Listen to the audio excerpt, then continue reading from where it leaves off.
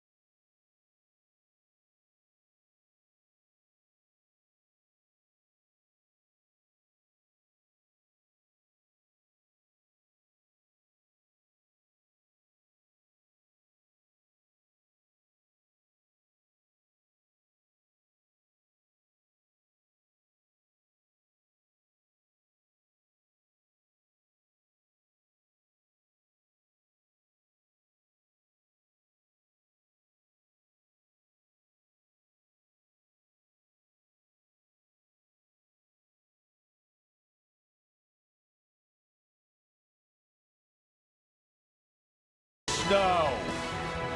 Well, it's a little chilly out tonight. It's a dusting. Rain in the forecast later on. Hopefully we'll get It's this a ball dusting. game in. It's called dusting. You didn't know anything about dustings It's growing called up dusting. in Missouri and Oklahoma, No, we did call you? them blizzards. But it's Exactly. dusting. Dustings, not out here. Back with George Frazier. I'm Drew Goodman. So let's take a look at the Cubs. The Rockies have not seen them in a month. It's been a struggle for the Cubs as well this year. Identical 59-94 record. Very young team other than Alfonso Soriano. Well, he's still an anchor. I mean, this guy can still swing the bat. The numbers don't lie. 31 and 105. The one thing that has improved the last 16 ball games, Dale Swain, the manager, even made the comment, without a great bullpen, you're not going to be a very good baseball team. 298 earned run average in their last 16 ball games, over 21+ innings. That part's kind of fixing itself. They're starting to see some of these younger kids come up and do a job. Still, you're seeing like the Josh Vitters, a #1 draft pick. You would expect more than the average of what you're seeing. He had a great year at AAA. Still hadn't settled in here. There is some young kids. They're going to be a decent team. It's just going to take time. They're remaking themselves on the north side of Chicago. Final 3 home games of 2012. The Cubs in town. Rockies and Chicago. Come on back to Coors Field with us.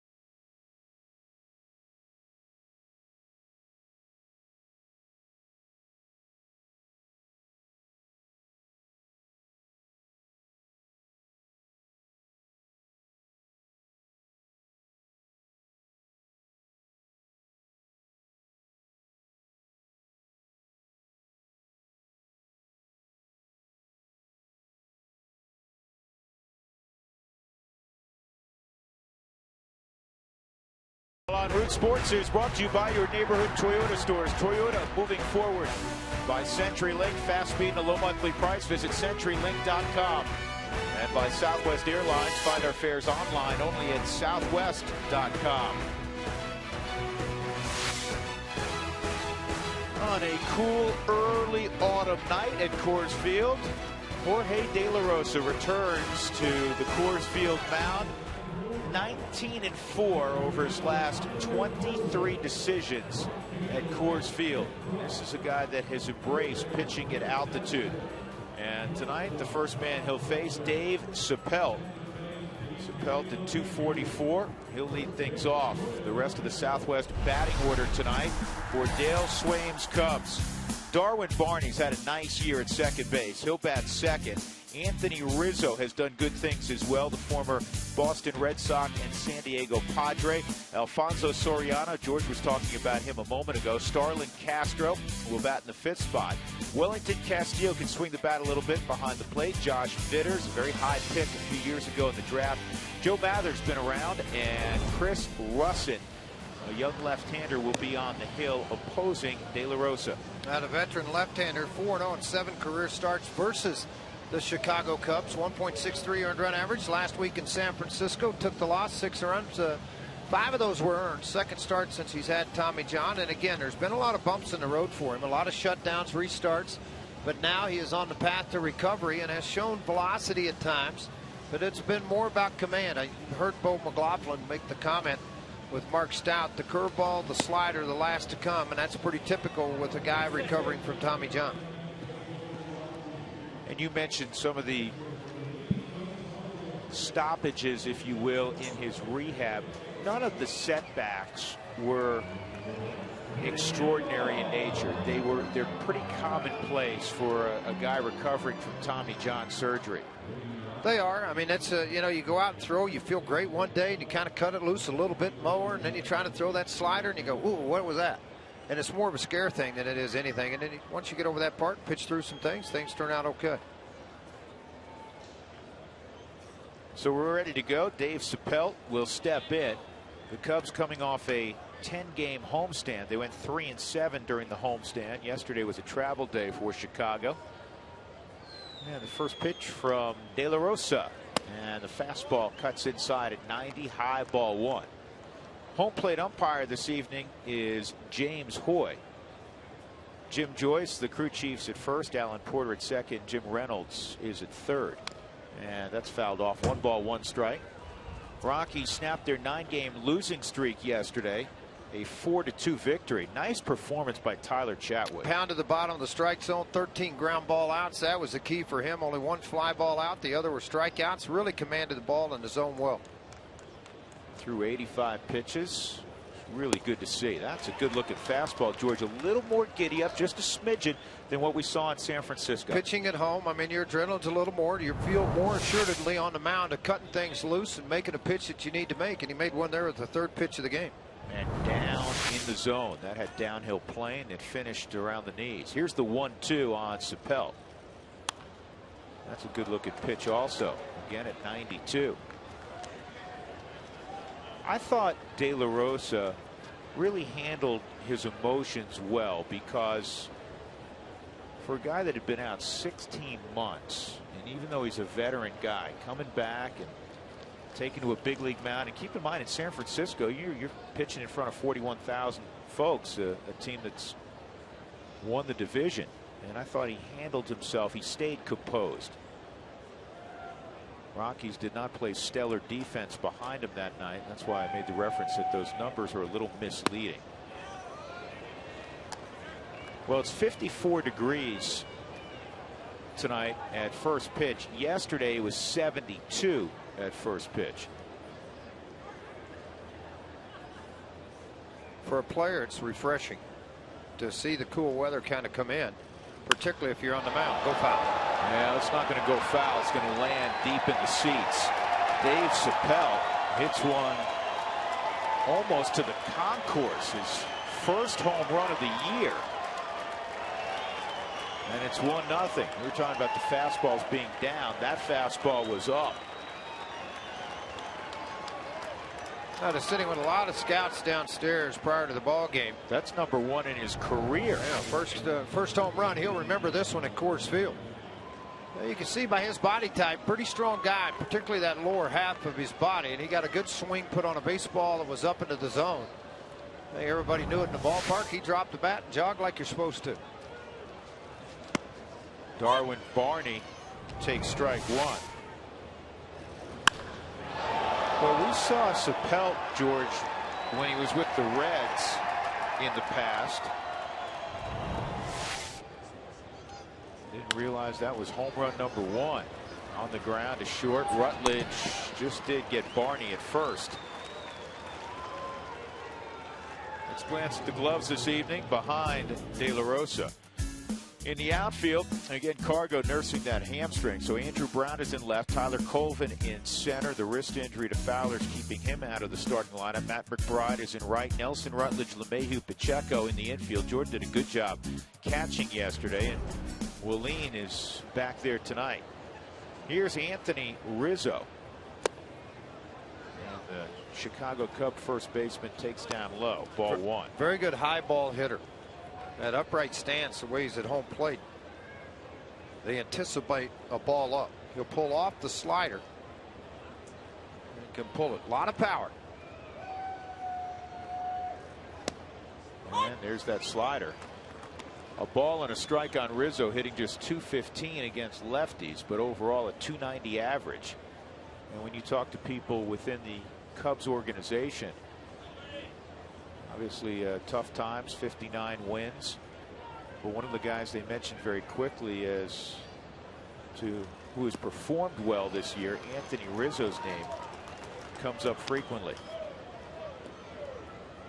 And honestly, the other guy that's mentioned a whole bunch is the senior citizen, the guy on deck, Alfonso Soriano. He's put together one of the best years of his career. Those two guys and Castro, the shortstop, those are the three mainstays on this team that are going to be the anchors to help build things around for Theo Epstein.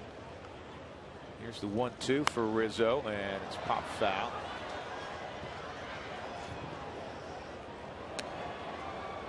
Does he have a little Ike Davis in him for you, George? Well, Ike's a little more spread out down lower in the zone, but same type of swing. Big, long swing on the front side. He's got a little jittery hands. And the thing is, he's trying to generate a lot of bat speed, anticipating and looking for a ball. And a lot of young hitters are like this. They want something on that inner half. Just kind of a swipe swing at a slider down on the ground. They're going to be able to get it. DJ LeMahieu makes the play. 2 outs, and that'll bring up Soriano. Speaking of Ike Davis, 30 home runs, 88 RBIs now. Young first baseman with the Mets set career highs.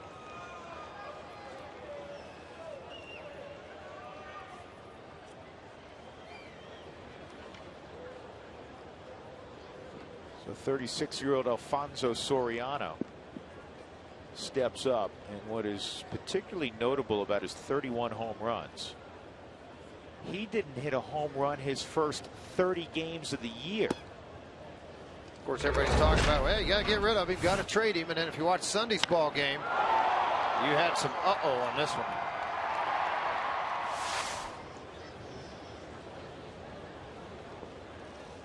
Always describe him, George, as wiry, strong. But he has that really low stance, and it's very wide. And so everybody says, all right, get him to stand up. The thing is, the only way you get him to swing the ball up and in on him is when you're ahead in the count. He really cheats to the front side of the plate. He doesn't set deep in the box. He's got really quick hands.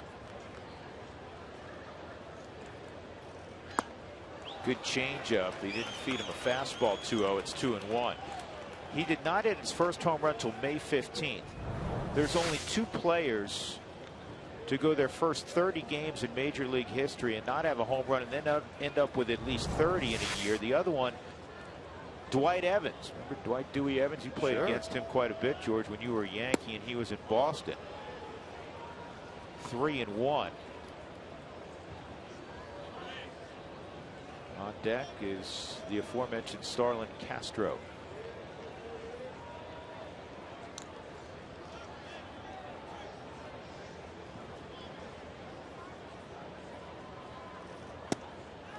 Good looking pitch again. De La Rosa commanding the changeup. I don't think Alfonso picked that up very well right out of the hand. Had a little late flinch. Go right back to it, George? Well, for me, I mean, he's one of those guys you got to be really careful to go back to back to back or even have a pitch in between 3 of the same kind. You know, for me, it'd be a good time for a fastball away. He goes away with the fastball at 92, fouled off. Well, good call, good location.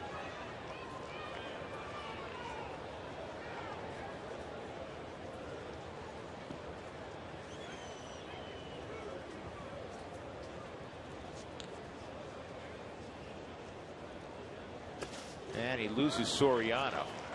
Went to the slider. So with 2 outs, Alfonso, who doesn't run like he used to, will go to first. And that'll bring up Castro. A reminder, who wants tacos? When the Rockies score 7 or more during any ball game, go to participating Colorado Taco Bell locales the next day. Do it between 4 and 6 and get your Rockies taco special.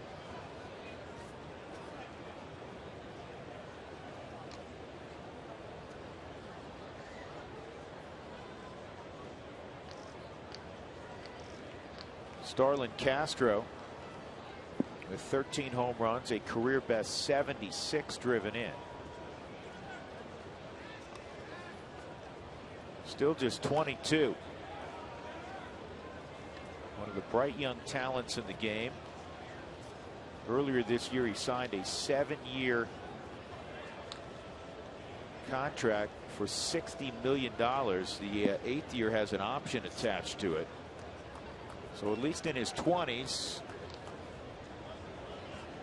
looks like he's going to be a Chicago Cub. Out in front, 0-1.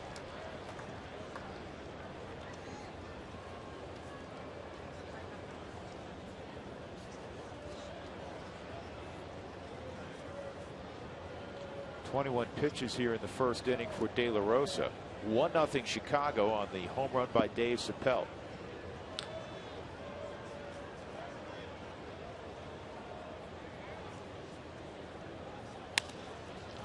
Down the line, just foul.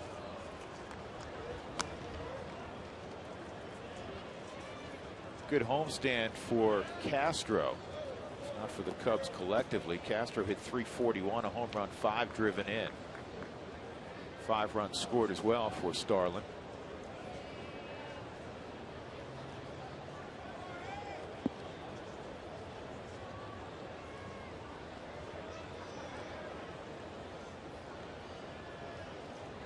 Remember the days when Soriano used to run all the time. Just 6 stolen bases this year. 1-2.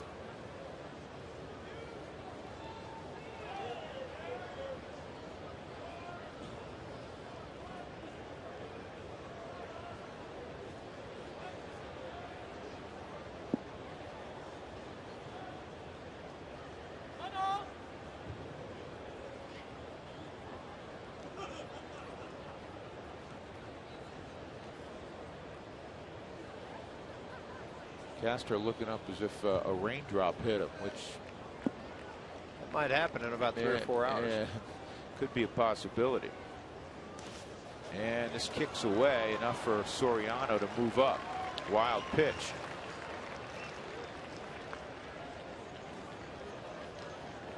Now going forward to 2013, it's an area the Rockies have to get better in. Way too many wild pitches, and of course we talked about the number of pass balls. But that's just a tough block right there for. Well, it is, because the ball's going to be spinning away from you, so what you try to do is react to where the ball is. But in order to block that ball, you got to make sure you keep your head on top of your body and on the baseball. To short, Rutledge on the backhand, high throw, he threw it into the seats. That's going to cost the Rockies another run. Castro will end up at second as Soriano scores. And this is what happened a little bit in San Francisco. The Rockies did not play good defense behind them. And Jim Tracy was bragging on Josh Rutledge before the ball game tonight, saying that was the best game that he played defensively, talking about his performance yesterday. And a routine play, and he airmailed it. Well, you wonder too, the tarp was never put down on the field here. So we did have a misting rain for about 45 minutes here while the Cubs hit. That to me looks like a wet ball toss. That does not look like a normal Josh Rutledge. Obviously he's normally on top of the baseball, and it's a downward movement on the ball. If you have a slight drizzle and it's hot, obviously the water will evaporate, won't set on the grass as long. But when it's cool like this, it's kind of difficult for it to leave. The 11th error for Rutledge.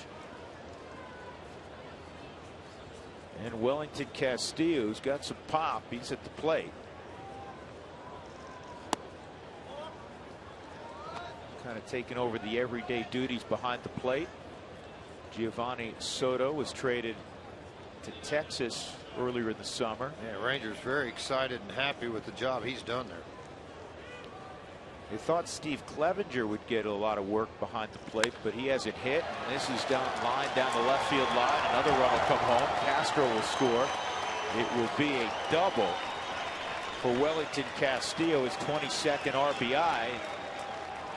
Use this term in football a lot. You got to get off the field defensively on third down. Well, right now the Rockies with 2 outs can't get off the field. Yeah, you're doing your best to try to get out of here, and it looked like everything had been cut short with the ground ball to Rutledge. Now all of a sudden, low ball hitter, ball on the inner half of the plate. Very good job of getting his weight back, hands through the baseball, and just shot it down the left field line. it's going to happen when it seems like a couple of errors carry over. And here's the other side of it for me. If you don't have a consistent slider or changeup, and right now I don't see that from De La Rosa because he hadn't been on the mound. It's not his fault. And I see that. I just wonder a lot of times, you know, getting that strikeout pitch when you look for it. Vitter's 1 for 24 this year with a runner in scoring position.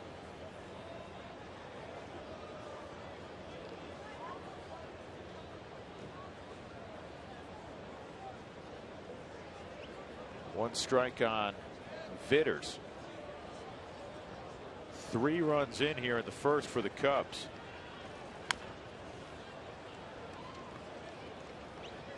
Vitters has glowing numbers in the minor leagues. It has not translated yet in the big leagues for a kid who was drafted 3rd overall by Chicago in the 2007 draft.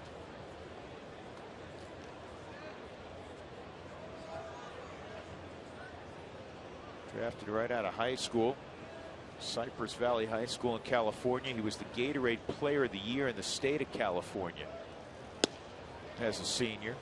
If you're the Player of the Year in the state of California, you're pretty good. You're really good. And he has struggled at times with the bat. There's no question about it. I think also dealing with the pressure. A lot of people thought that he should have been brought up in the middle of the season due to his success at AAA. Right now, Theo Epstein looks like he was the correct guy to hold him back for a little bit as he struggled here at the big leagues. And strike 3. So De La Rosa will walk off the mound, but 3 runs in the book for Chicago.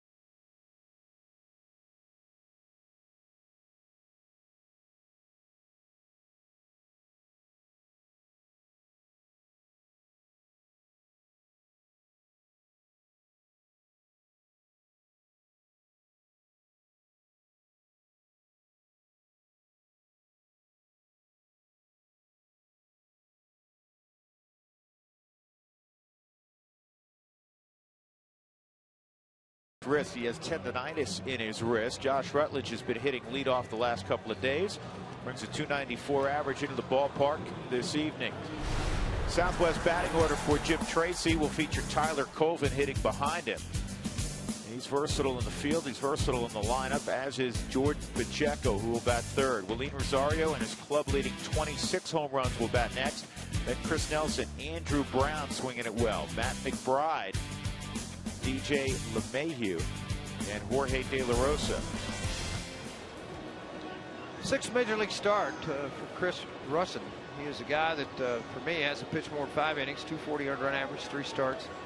Roughed up in one start against the Washington Nationals and bounced back, pitched a couple of pretty good ball games against Pittsburgh. The fastball, a range 88-91. Pretty true fastball. You'll see it coming out of the hand. Has some late life. Slider 79-81. Changeup 79-82. He'll throw a cutter. It's a short, quick arm action. A little bit across the body. A 4th-round draft pick, 2009, out of Kentucky. He was a senior sign, George, out of Kentucky. 123 ball games in the SEC.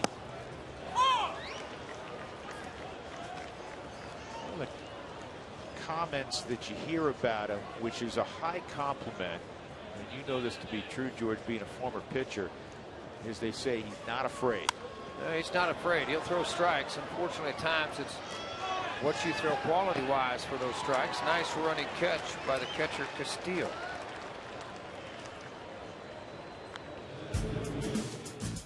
Tyler Colvin coming up as we check the gloves for the Cubs. Soriano playing a very good left field. He's not always been complimented for his play in left field. Joe Mathers in center. Dave Chappelle is in right. Vitters and Castro left side. Darwin Barney's been great at second base. Anthony Rizzo, good first baseman. And Wellington Castillo, as we've established, is behind the plate. One out. And Colvin will take his turn against the lefty, and Russell's pitch is outside, ball one at 88.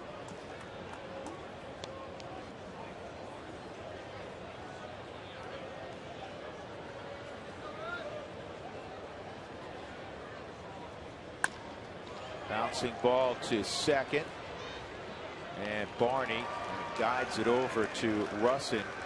4-1 if you keep a book at home. 2 outs. Well, what you really like to see out of a young pitcher, to be aggressive when your team gives you the type of run support that they've given him in the first inning of this ball game. Showed you Alfonso Soriano, because when he first moved from second base to the outfield, he wanted no part of it. And then he would play, George, if the fence was, say, 375, he'd play about 370. Oh, yeah. Remember that? He's better coming in on the ball than going back. He still plays fairly deep as an outfielder. He's a lot more comfortable coming in and getting the baseball than it is going back on the baseball. Was he playing hide and seek? Hide and seek. Yeah. Either that or he's cold. 0-1 is down low. 1 ball, 1 strike on George Pacheco. But Soriano's made only 1 error this year, and that was on a pop-up with the wind blowing at Wrigley that he dropped. He has 12 outfield assists, which is second to the guy who just departed, Jason Kubel. Kubel with Arizona has 14. So, all in all, Soriano used to always be, he'd have to wear to be the poster child for everything that was wrong with the Cubs. Huge contract, and the numbers were always pretty good, but the Cubs weren't winning, so it was Soriano's fault. Exactly. And they beat him up all the time in the newspapers, talk radio shows. They tried to supposedly trade him a couple of times. Well, I tell you now, that back can play on my team. I'll be happy to have him in the lineup. Listen, 31 and 105. And only gets better and better every year. It's just as consistent as it can be. 2-2, and that's chopped foul.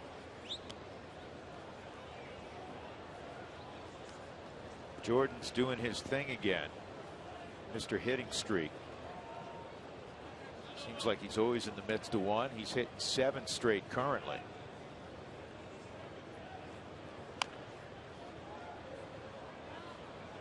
Make sure you join in on the conversation later on this evening on Toyota Talk. Text the word Toyota to 720-720, and hopefully you'll fire some questions at us that we can handle. And if you text now, you'll be entered to win a 1-year family membership to the Denver Zoo, so you can see the new Toyota Elephant Passage exhibit, among other things. And Pacheco bounces this one to Vitters, and he throws low, and what a scoop by Rizzo. And that's been the book on Vitters, that he has struggled throwing the ball across the diamond. This is a very nice pickup at first by Rizzo. 3-0 Cubs.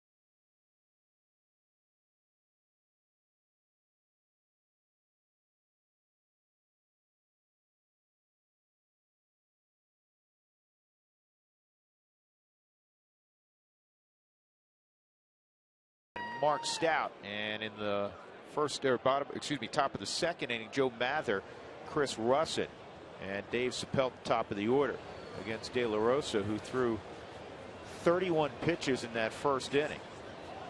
Gave up a leadoff home run to Chappelle. Got the next two guys on ground balls, then a walk. And a ground ball to short that should have ended the inning, but Rutledge threw it into the stands. That was followed by a Castillo double. 3 runs in the first inning, 1 earned. Joe Mather takes a changeup for a strike. Mather's a versatile guy, can play the infield, play center field tonight.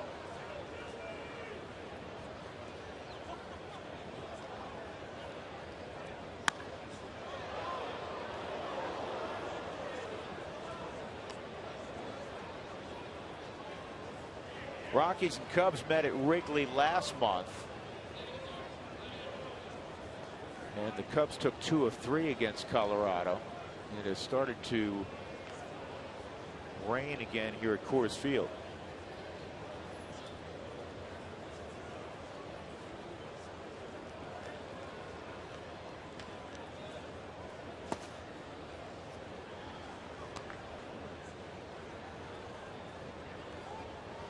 Mather's got some time on the hill, George. Did you know that? Not much, but a little. He's had to pitch in a mop-up situation a couple of times in his career, and that's not good. Yeah, including earlier this year. But that's not good. Ground ball to short, and a nice play there by Rutledge. Had to go across his body. Mather retired. That'll bring up Chris Russin.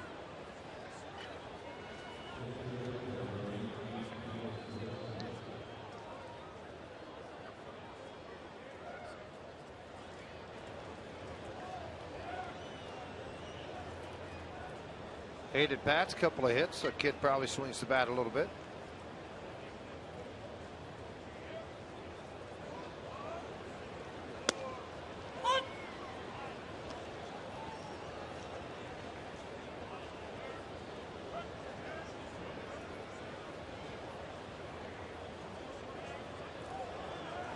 Yeah, Save's a good athlete. Here's the 0-1.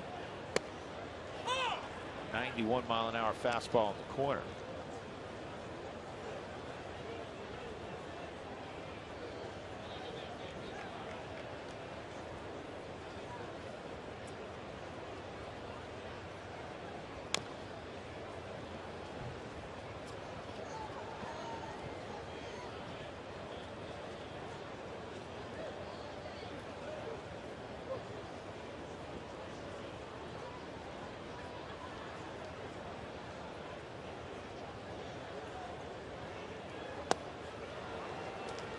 Two outs, and his strikeout number 2 for De La Rosa, and that'll bring up Chappelle.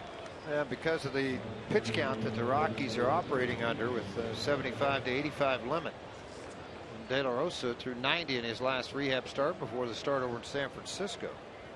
He's at 39 now. That first inning cost him. He shortened some things up. Could work deep into this ball game.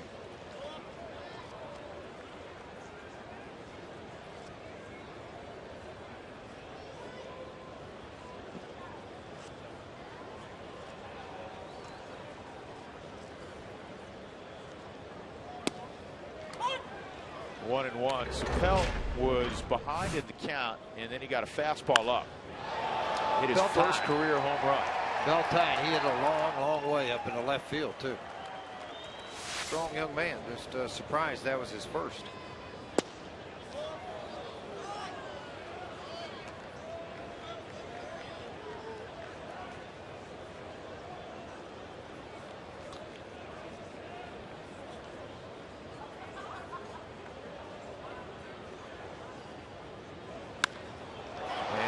Another fly ball deep to left field.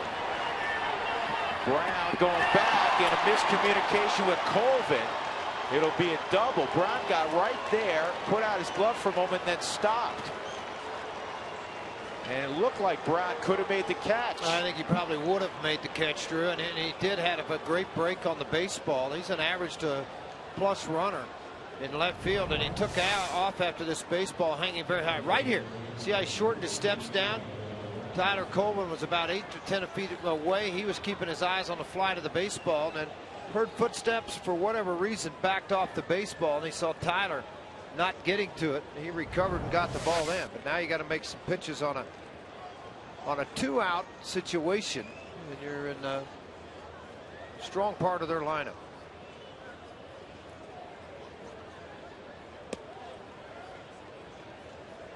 Darwin Barney bounced to short his first time, and he takes low, ball 1. Barney, a big start at Oregon State, part of back-to-back national championships at Corvallis, and this one's to second base, and the former Cub DJ LeMahieu throws out Barney. Fly ball double, did not hurt the Rockies. We'll go to the bottom of the second, 3-0 Cubs.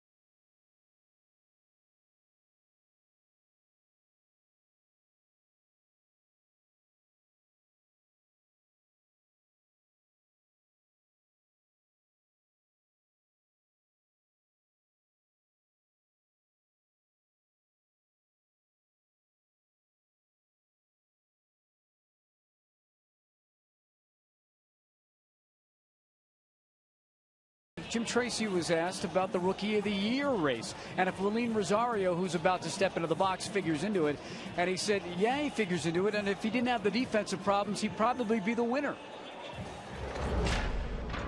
If you have a full-fledged, bona fide rookie that is a fairly complete player at this point in time, which we're basically talking about his first full season in the big leagues, then he has no chance to win. But I think in relation to any of these other names that we mentioned, for me personally, the guy he'd have to beat out is Wade Miley in that 16-10 record that he's posting as a rookie. So, Drew and George, that's what he said. The Arizona pitcher probably going to win. But then he was talking more about Rosario and said, you get 500, 600 ABs here at Coors Field down the road, you're talking about 40 home runs, right? Well, it's going to get great, Mark. There's no question about that. It's just got to get better defensively, and I think it will. I mean, he shows signs that he can do it. There's not any doubt in anybody's mind that he can do it. He's athletic, got a strong arm, but it does get better. But this doesn't get much better. This one's hit a long way to center field. How about number 27? He must have heard us talking about him. Willeen Rosario, 27 home runs, 70 RBIs. The skipper was talking about 500 or 600 ABs. He's not even at 400 yet. Rosario's tremendous power on display, and you hit that other plateau of 70 RBIs. You know, as you climb and you get through this season, you know, yeah, okay, I hit 20. I hit 25. I broke the record. Now I've got 27. I feel really good about it. Now I continue that on, and hitting that other plateau of 70 RBIs sure makes it a lot better than 366 at bats. How about that? Is that what that says? I wrote, you wrote it down for me. What does that really say? You got it right. I did? Okay. 366. I write like a doctor. Yeah, pretty good swing right here. Fastball up. It just shows the power, folks. 415 feet, hit it about 435 feet. The Ducks were ducking in center field. Although in the rain, they go in the bushes. They don't get out. They don't like the rain. What makes you think so? Because I've seen ducks. You see ducks in the water? Not now, but they're. You see any duck? It's raining. They had dinner and they're taking a nap. They get under the bushes over to the right. Only 35 rookies in the history of the game have ever hit more home runs than Willeen Rosario. The catcher record for rookie home runs is held by Mike Piazza, who hit 35. And this is deep in the hole. Starlin Castro, nice pickup, and he zings it across to get Nelson. But he's had his moments like that at shortstop where he really plays it, makes it look relatively easy. But he has 25 errors on the season, 13 before the break, 12 after the break. A high number. And he does all of this properly, fundamentally sound. Shows off a little arm strength here, picked up by Rizzo. Second time he saved it out.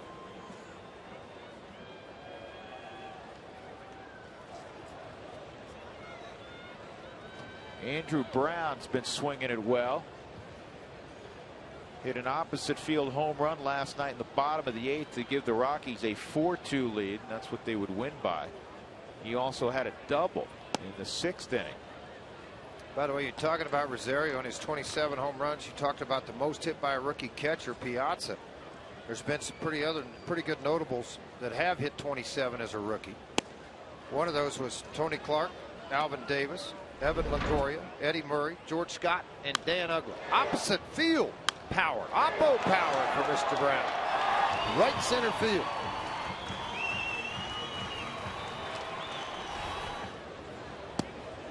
One misses, 2-1.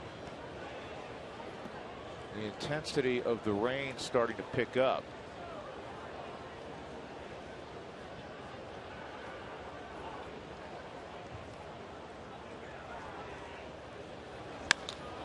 And a base hit to left for Andrew Brown.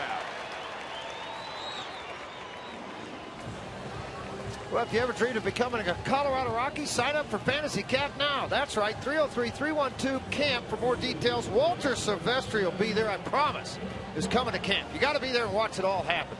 It all happens at the end of January. January 29th, February 2nd at the best minor league system in all of America, Salt River Fields at Talking Stick. 303-312-CAMP. Is that the same Walter Sylvester who started UCLA? Yes, he started the statistical analysis department.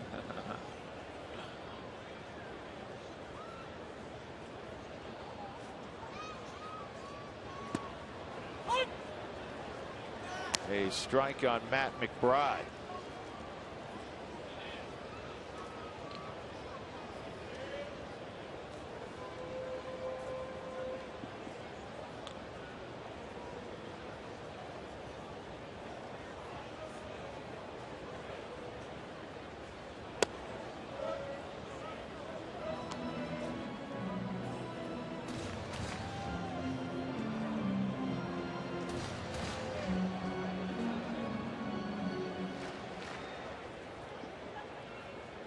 A run in for the Rockies on the long home run by Rosario.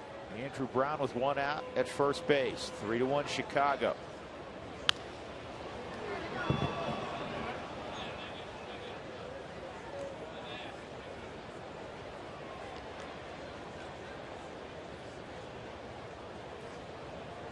Drew, why is it raining harder over third base than it is first base? Well, the I cloud. didn't see how hard it is over there, and look over here. There's a more significant portion of the cloud over in that direction. That didn't sound like a Bruin answer. That sounded like an Ithaca answer. Oh. Did you ever do weather when you were doing sports at Vail? Did you ever do weather? In Aspen? West Aspen? Did you ever do the no, weather? I did, but I hosted an award-winning show called Bingo Bash. You got an award for that? No, I'm exaggerating, but I did host a show called Bingo Bash. You called out the bingo number? Yeah, people would call in. You rigged it, didn't you? You rigged it, didn't you? No, it wasn't. You like and your buddies? No, I wouldn't do that. It was people would call in. You'd play bingo with us along at home. Then if you got bingo, you'd call in. The first person to call in won. And I remember one of the programs, a guy called in for the Pitkin County Jail. He was a prisoner, but he won. So what'd you send him? I don't remember what we sent him, but I found it a little curious. I said, this isn't a bad jail. You play bingo and you have your own phone. 6-4-3 turn. Matt McBride grounds into the double play, but the Rockies are on the board. Willeen Rosario with his 27th big fly.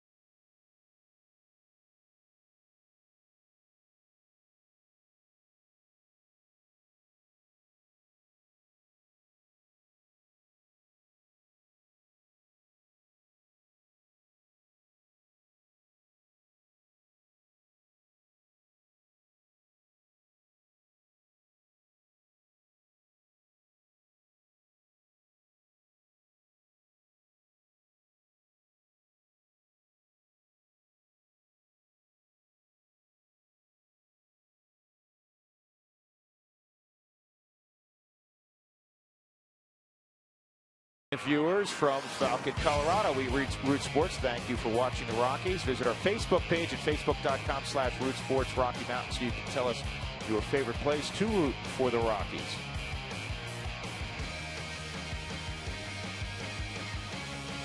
To the third inning we go. Jorge De La Rosa and Chris Russin hooking up.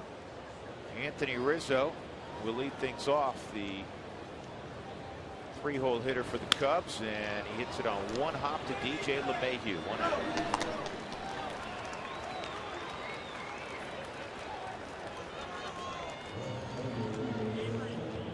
That'll bring up Alfonso Soriano. You know, when Soriano stands at the plate, it always looks like he's swinging a bat bigger than everybody else swings.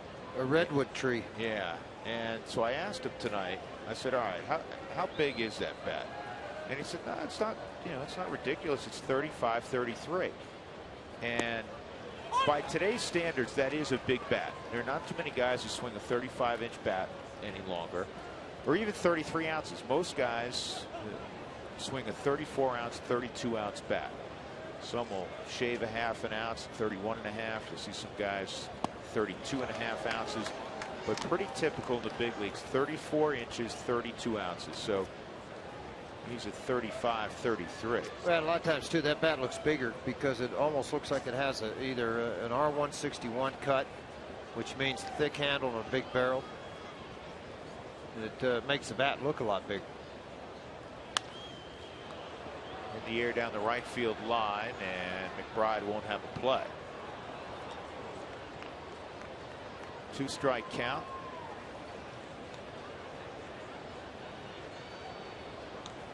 Now 49 pitches in, George. You have to like the ratio. 34 strikes, just 15 out of the zone by De La Rosa. Well, you really like it because there's one out in the third inning, and after a 31 pitch in the first inning, he's really been able to shorten things up to get the next 4 outs. I mean, they're averaging a little over 4 pitches per out. That's good.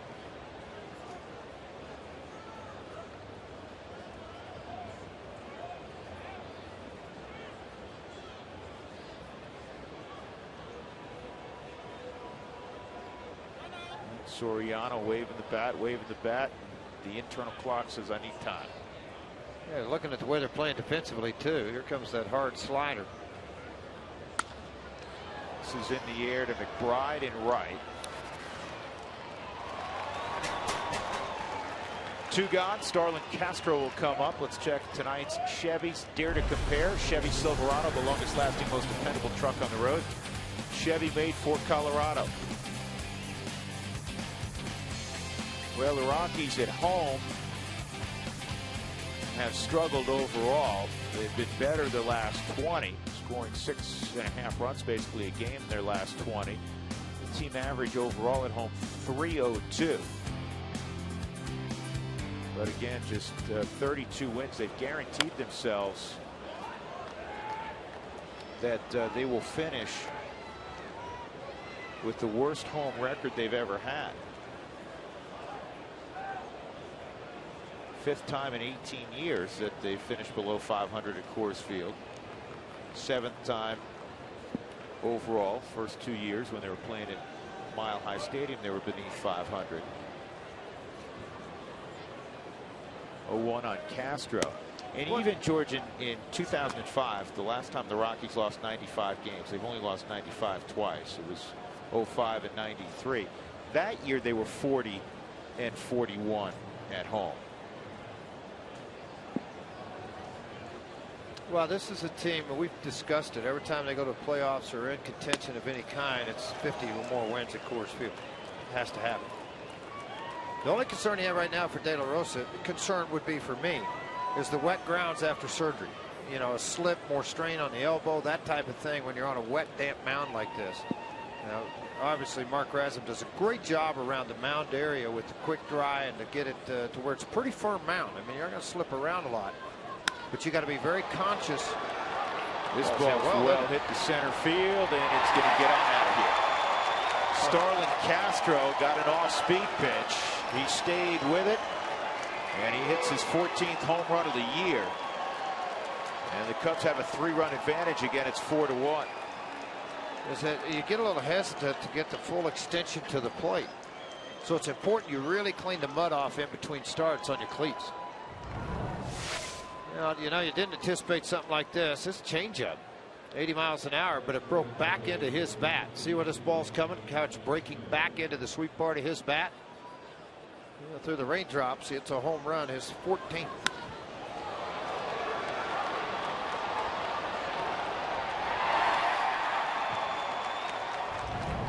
Well, mid-September, Cubs visit to Coors Field. Normally you'd see a bunch of blue and sold out almost because of this, but with if it was July, and typically when they show up at the ballpark, but September, late September. 3 of the last home games of the year. Cubs aren't performing the way everybody thought they would. Their overall record, talked about it, at 59 and 94. They're 22 and 53 out on the road, second worst road record. Houston 16 and 59 has the worst. They're 11 and 17 though against the National League West. And the Rockies have the 3rd worst road record. Dale Swaim looking on. Pulled the string on Castillo, 1-2. Castillo 18 for his last 37 against lefties. He had that big double to score a run in the first inning. Lined it down the left field line.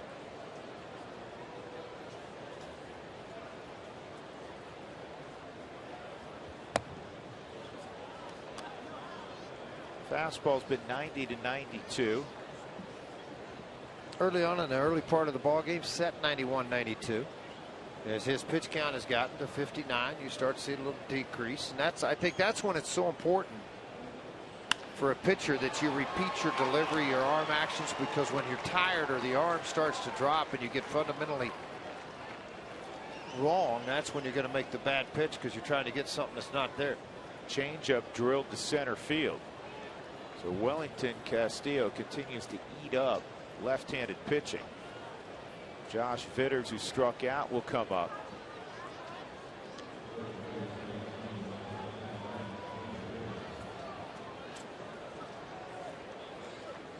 De La Rosa, prior to the injury, Most guys do get their velocity back after Tommy John. He was a 91 to 95 guy. When he wanted to, I mean, he could work at 94 and throw a bunch of 95s at you. So the velocity hasn't completely returned. Again, not unusual for 16 months out.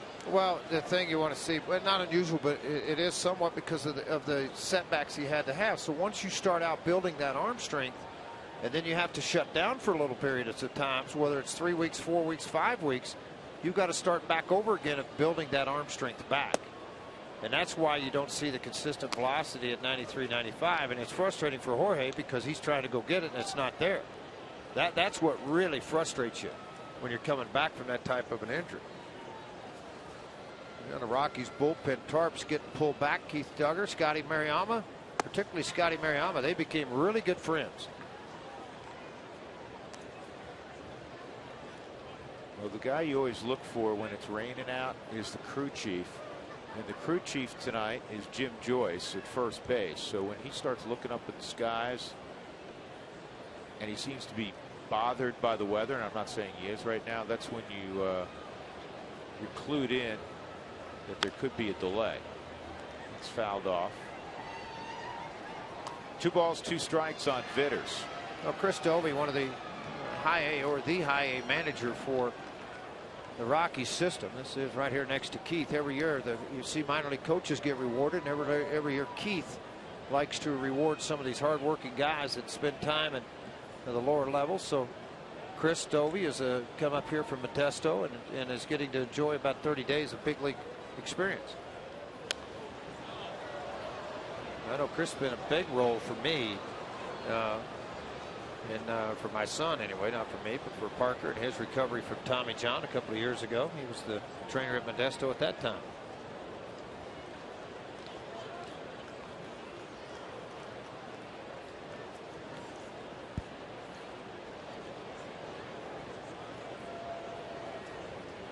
Two again, and changeups in the dirt. 3-2.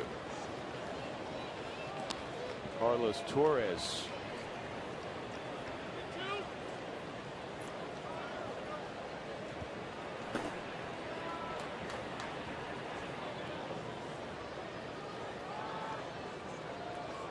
And in this situation with the rain falling, you know, the pitch count plus results, 2 different things, will probably limit Jorge.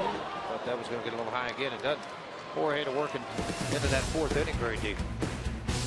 Home run by Starlin Castro makes it 4-1.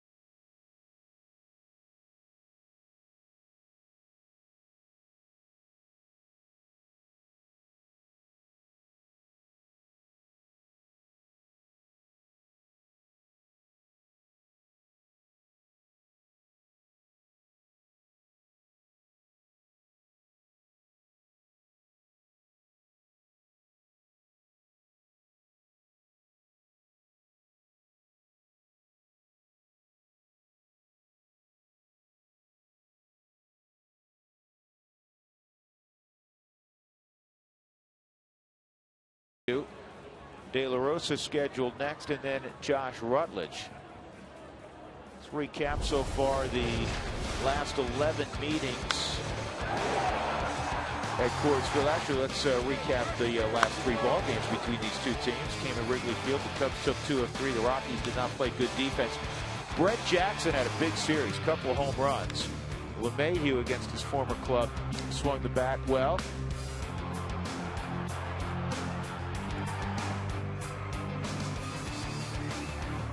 Rockies have dominated play at Coors Field the last 11 against the Cubs, going 9-2.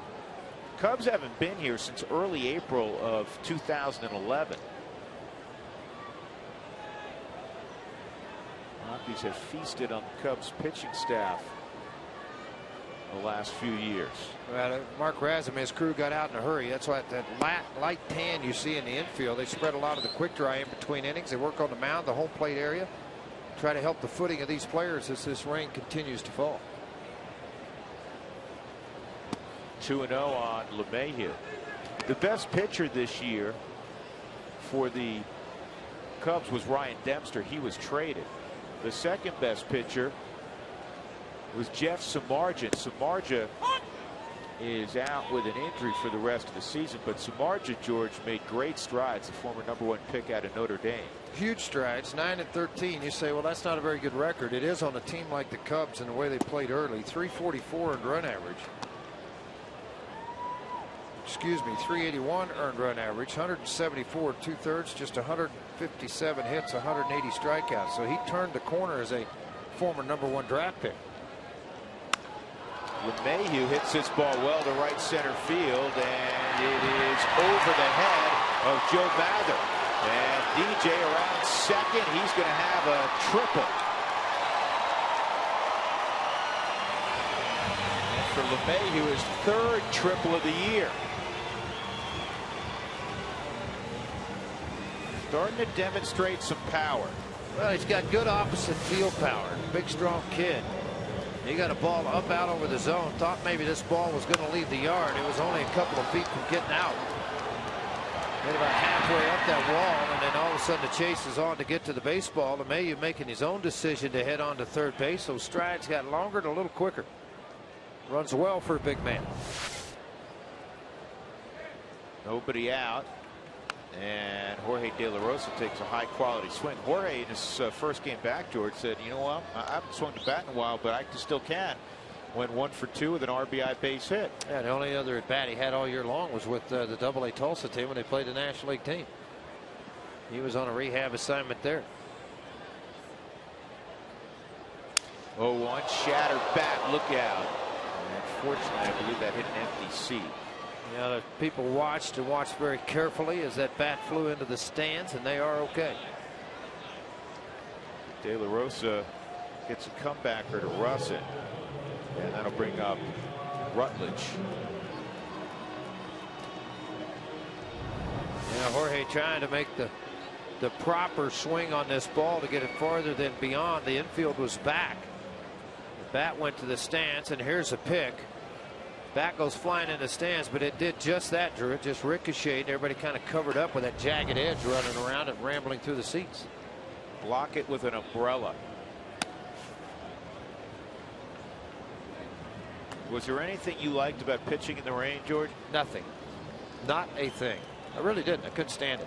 I never felt like my footing was going to be safe. There's the bat, retrieved by a young man.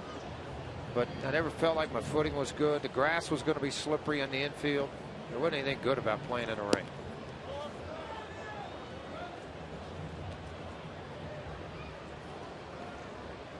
Two and nothing on Rutledge. He fouled out to Castillo, the catcher, in the first inning.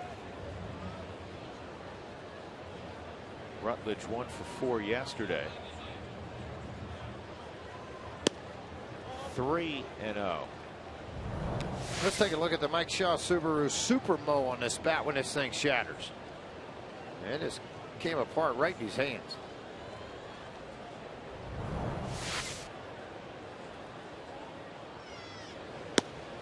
And a 4-pitch walk to Rutledge. And that'll bring up Colvin. Well, a lot of times you're thinking if this guy was a veteran pitcher, he's got a 4-1 lead, Didn't want to face Rutledge with the back. I got a left on left. Maybe I give me a double play ball. They make the pitches they make to get out of it. That's more of a veteran move. Hey, there's Jamie Quirk, former Rocky bench coach for a number of years, now working for Dale. Hey, Jamie. Yeah, Jamie had a pit stop in Houston. Brad Mills, who's since been relieved of his duties.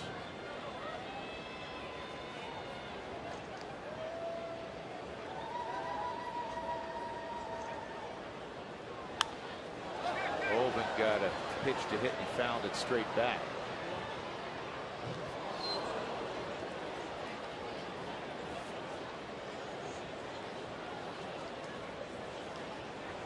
CenturyLink high-speed pitch, fast speed, a low monthly price. Visit CenturyLink.com. Russin at 89, and De La Rosa has topped out at 92 on a number of pitches tonight. But the Cubs lead 4-1. Out hit the Rockies 5-3. Rockies, though, with runners at first and third, one out.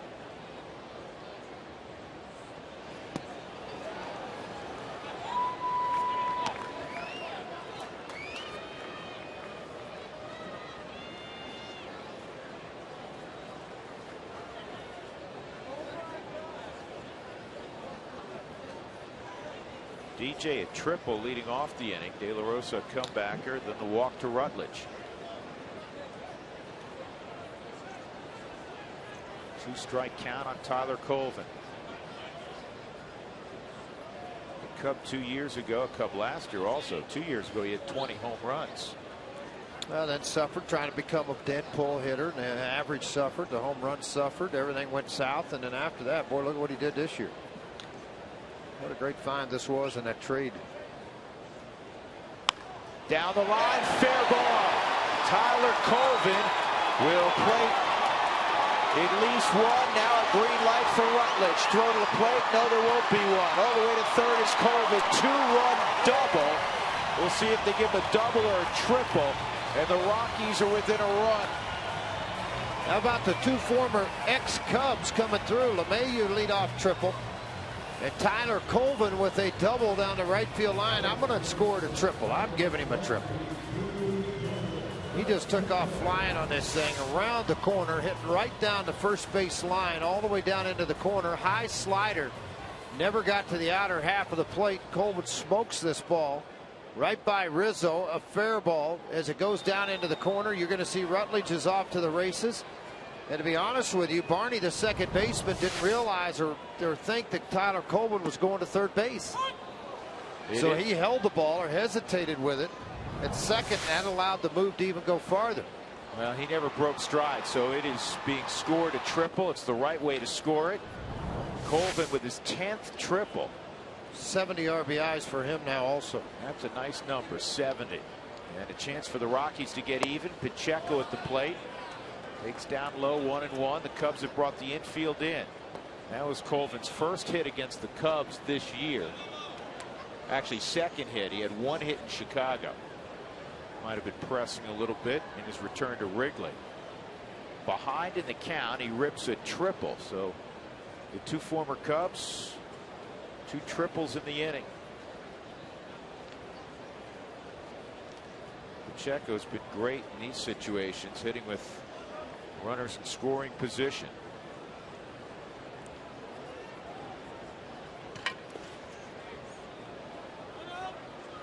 Two and one to count. Line drive hitters love this situation where you've got the infield drawn in.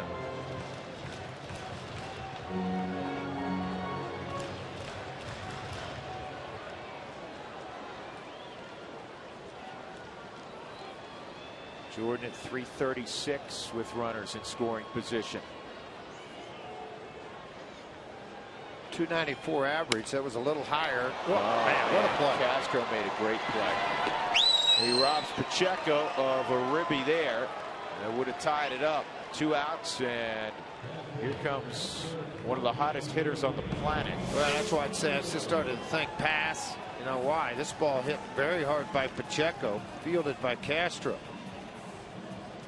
Well, here's the thing, George. You know, managers study a lot of numbers, and Rosario, if you look at Castro, finished that play, hit the home run to center field. Now, Arizona's left town. If this was Kirk Gibson, I guarantee you they would walk him. The Cubs aren't going to. Do they realize that he's 13 for his last 18?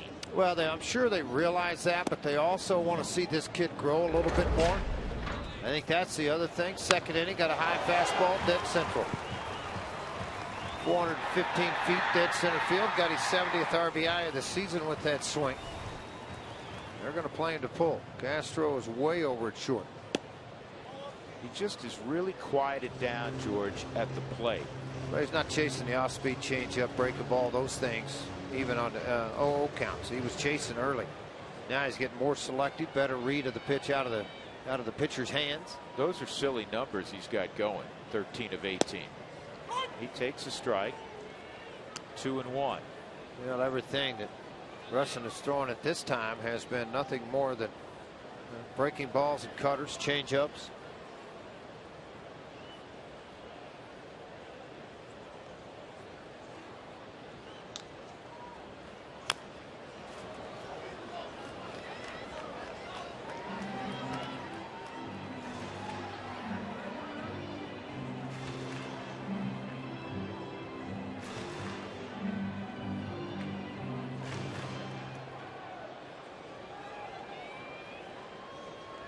Two and two on Wallin.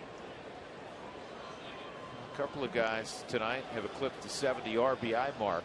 Colvin and Rosario. And it's pulled foul. Rosario with the home run is 27th, right at 70. A 2-run triple a moment ago for Colvin. So he jumps from 68 ribbies to 70. Club leader is Carlos Gonzalez. Cargo sitting on 85 RBIs. I don't know if that'll expand, George, with that hamstring.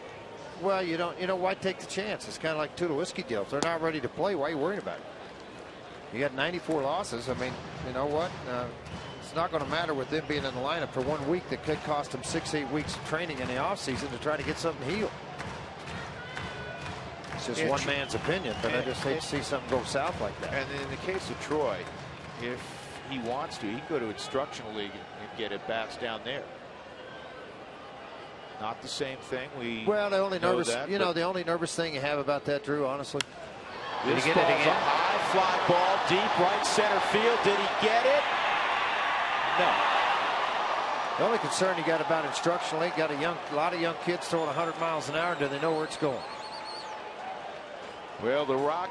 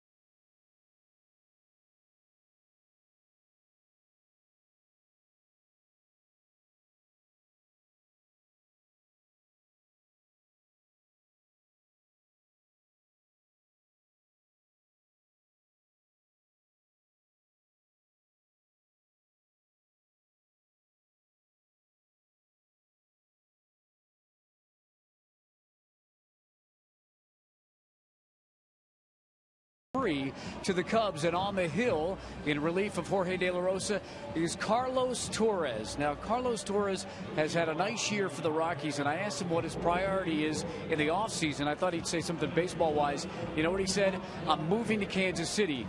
Fans may remember he actually moved to Denver last offseason to be near his daughter. Well, his daughter's mother moved to Kansas City about a month after that happened. So he's going to move to Kansas City. Said he contacted Jonathan Sanchez, Rockies pitcher, who contacted the Royals, and the clubbies there. Might work out with the Royals. You know, Drew George, I don't know if he can do that, but he said in the past he's kind of thrown a ball in the winter off the wall, but he's got to do a little bit more than that this offseason. So, hey, Mark. Yeah. It's raining. Yeah, it's I know you went to Ithaca with Drew, but get an umbrella or go inside. Well, you know, they're playing the game in the rain, George. So. Well, so you're smarter than them. Jim Joyce just walked into the dugout. I don't know, they're going to make a call or two here. We'll see. Well, he's down underneath. Yeah, he's gone underneath. That's actually James Hoy that went down there. Joyce over at first base. Joyce was down by me. Oh. Both guys. Did you let him know that it was raining? I think he's aware of that. He is? Yeah. Okay. I think Joyce is a little concerned by Hoy. Why'd you go to the dugout pouring down run, leave us standing out here while it was raining? Well, because I'm smarter than the other three guys. Joe, I'm going in between innings too. I'm not going to stand out here. Joe Mather's going to lead it off against Torres. Ball one. Mather hit it on the ground to short his first time up.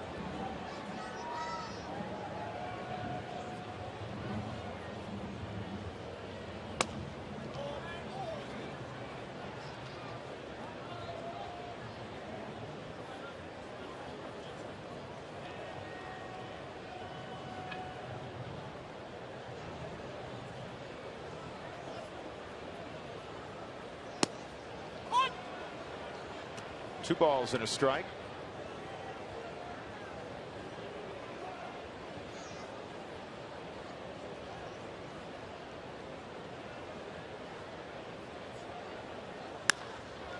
This ball's well hit by Mather to center field.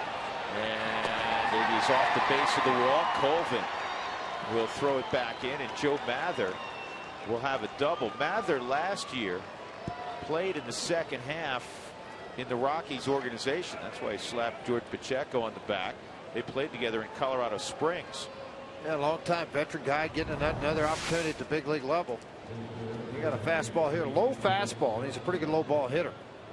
A little bit too much of the plate driven to center field. Tyler Colvin gave chase till he thought this ball was going to be in the seats. Played it off the bottom of the wall. Chris Russin at the plate. He struck out his first time. This is a sack bunt situation, and that's fouled off. Mather hit .321 last year in Colorado Springs after the Rockies signed him and released by a couple of clubs.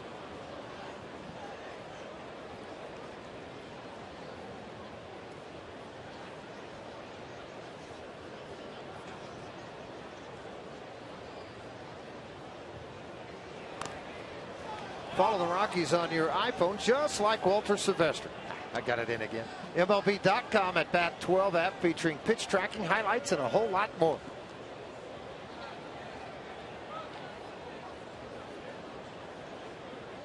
You got to deal with Walter. Is he buying you something for all these mentions?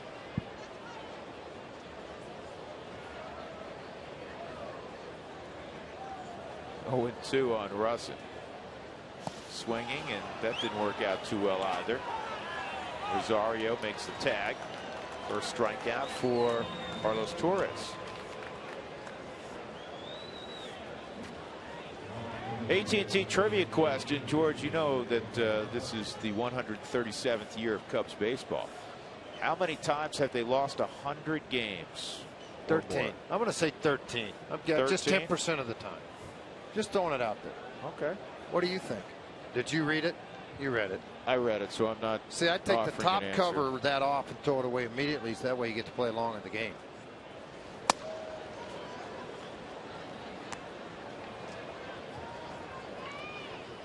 Doug has a note he just passed me along. In 137 years, how many seasons, George, do you think they've been over 500? 63. That's a good guess. 69. You're a former Cub. You ought to know this. Not really. No, I wasn't playing 137 years ago. They won't invite you to their next reunion if you don't get some of these correct. How many times have been under 500? 65. I'll answer it for you. 69 times over 500, 65 times under 500, 3 times, only 3 times. 500. Right at 500. In 137 Let me ask you this. Years. I'm going to ask you a question about this here in just a second, in your opinion. Sapelt fouls it off. Do you think Theo Epstein can work the same magic on the Cubs that he worked on Boston with the payroll situation the way it is here versus what he had in Boston? Cubs will spend money. I mean, they may do it. Doug, what was your vote? You're like the little kid on the back row. Over an extended period of time. I mean, they locked up Starlin Castro, as we mentioned a couple of months ago. We'll see. I know this much, George, and so do you. You've been in this game a long time. It is really hard to build a consistent winner. Well, the thing is, unless you just got a monster payroll and you go get one of those guys like a CC Sabathia when they're 25 years old, 26 as a free agent, and they're coming into their monster years, and you pay for that. Well, most teams that do that, they stay healthy. But they afford that for 2 or 3 years. I mean, you know, there's teams that can't do that. Like most teams, you got to develop them and hope they stay well. Hope they develop so they're top end guys. I mean, Ubaldo Jimenez is a great example. He came up through the Rockies organization, became an elite pitcher for certainly 1 year, and a top shelf pitcher for 2 or 3 seasons in all. Helped the Rockies to the World Series as a kid in '07. But for whatever reason, it turned south quickly. I mean, he's 9-17 with a mid-5 ERA with the Cleveland Indians. Nobody knows why. Well, velocity's dropped down. He doesn't use slider and curveball as much as he did. Fell in love with the split finger. I think that's from a scout telling me. Numerous scouts tell me that. Sapelt pops this one Doug, out. Doug doesn't think it's going to work, whoever runs it, because of the balance of the universe issue that the Cubs keep losing. What? He just doesn't think it's going to work. For Theo? The Cubs have to be lovable losers? He's saying if the Cubs win, it's really going to screw up the balance of the universe. Well, you were on that '84 team. Y'all won. Yeah, we won. But playoffs. This one is tough. popped up and and I tell you playable. what, this is a tough play because of the rain and the raindrops beating you in the face as you're trying to beat down on this baseball to catch it. Rutledge does a good job. 2 outs. That'll bring up Darwin Barney. And hopefully Torres can clean up the inning as what Russin did. He was able to do that before with the runner at third base. That run did not get across. He was able to go ahead and get the remaining 2 outs in the inning.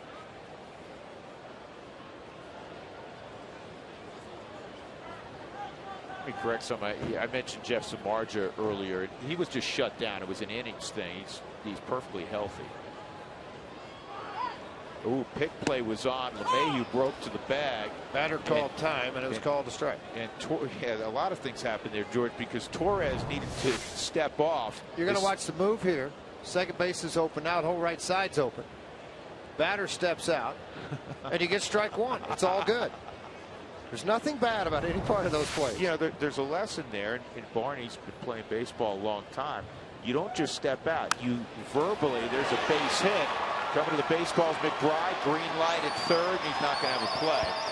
And Joe Mather scores the 5th Cubs run, and it's 5-3. Darwin Barney with his 44th RBI. I was just going to say, you verbally call timeout. You wait for it to be granted. You don't just step out. Umpires don't have to give it to you. If they don't want to give it to you, they don't have to. If they felt this pitcher has started a progression, there's a slider hanging up in the middle of the strike zone for Torres, and driven to the right side by Barney. Drew mentioned nice year that he's having. He is 44 RBIs now. Barney's average at 264. And his defense has been out of this world. He's made 1 error the whole year.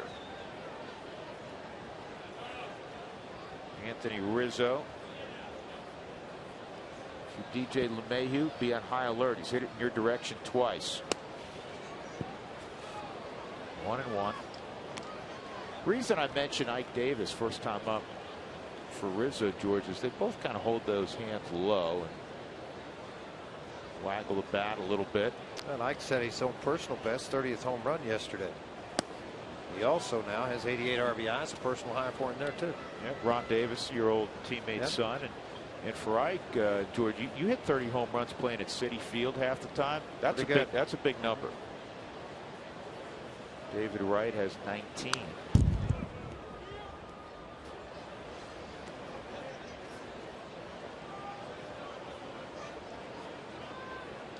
You know, if you're facing a guy like Rizzo, and it's a very upright stance, danger, you go right there, it's danger.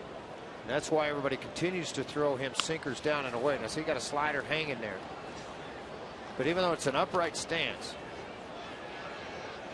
his first move out of that upright is forward with his lower half and a little bit first. And that's not very good numbers at Coors Field. Most of those with the San Diego Padres, not in a Cub uniform. But you can see the shift to the right side for LeMahieu. The runner's going at any point. Good pitch. Yes. Jammed him. And they go bare hand. DJ LeMahieu throws out Rizzo. Good play by DJ. In the inning, a double.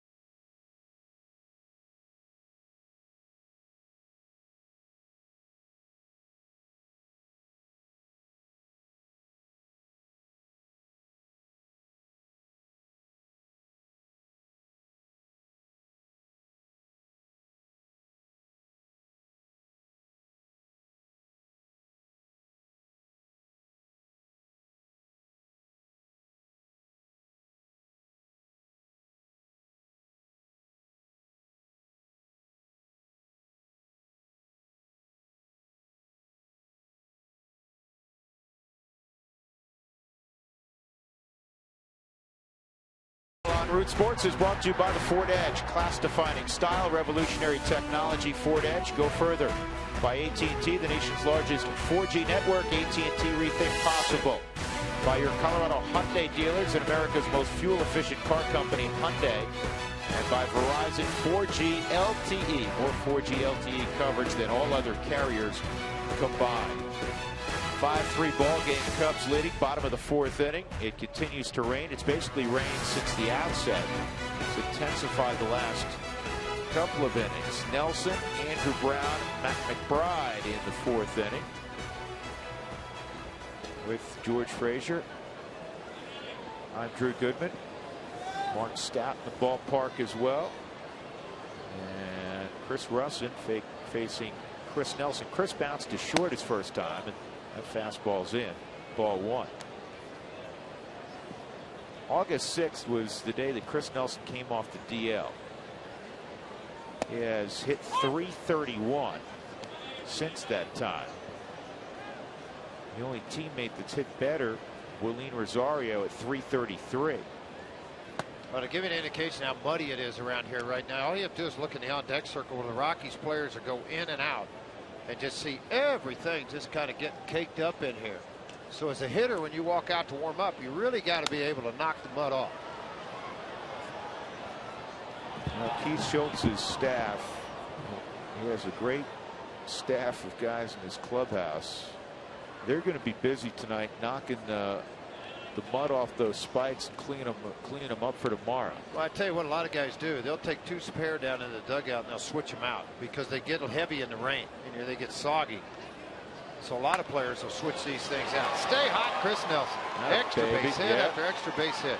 Hard turn by Nelly, and Soriano fields it back in cleanly. So it's a leadoff single for Chris, and that'll bring up Andrew Brown. So how many games? How did I do on the trivia thing? I thought reasonably well. But here's the one that counts. The AT&T trivia question of the night. Cubs 137th campaign. How many times have they lost 100 games? You said 17 or 13? No, 13. You said 13. Twice. Right. Just twice. 60, 62, and 66. Of course, the Cubs, like the Rockies, trying to avoid that ignominious distinction. They're at 59 and 94. Both teams.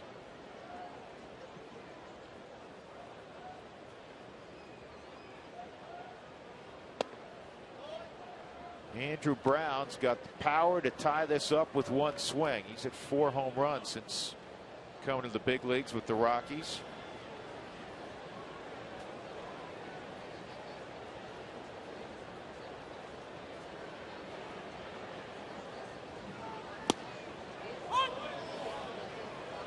Ball and a strike.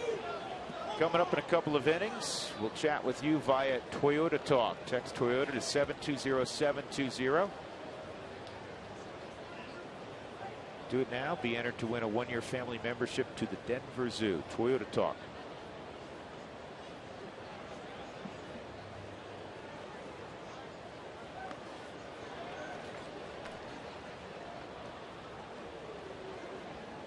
Text in tonight. Asked George about his favorite times playing for the Cubs.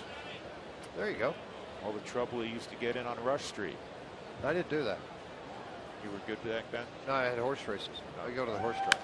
This ball is slammed to center field. A base hit for Brown. So Nelson stops at second. 2 singles greet Chris Russin in the 4th. He's given up 6 hits. His last ball game, he gave up 10 hits in 5 innings. Matt McBride will come up. Jammed last time up. Ground ball to second base.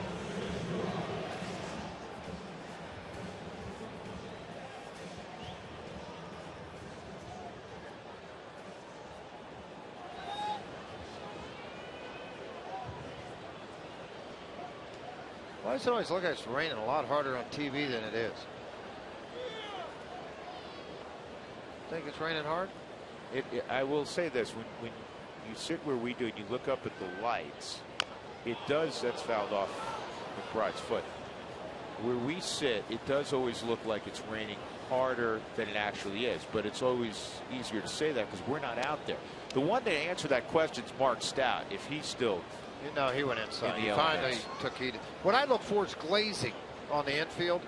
If I start to see the dirt glaze up, you start to see a little bit of that behind first. You're seeing a little bit of that right out here in this areas, right out there in between the 2 players. See it over behind short and third, where the water starts to stand, and you know, that's when it becomes pretty miserable.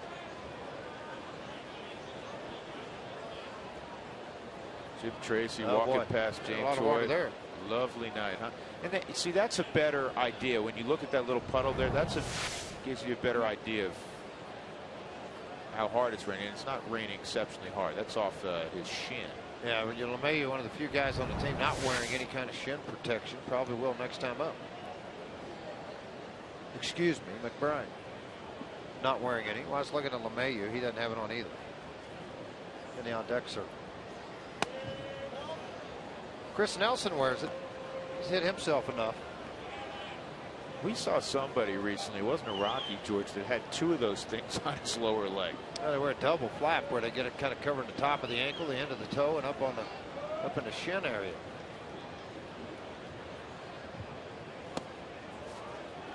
That used to happen if you had a 4-game set and you were facing Brandon Webb and a couple other good sinker ballers that the Diamondbacks used to have.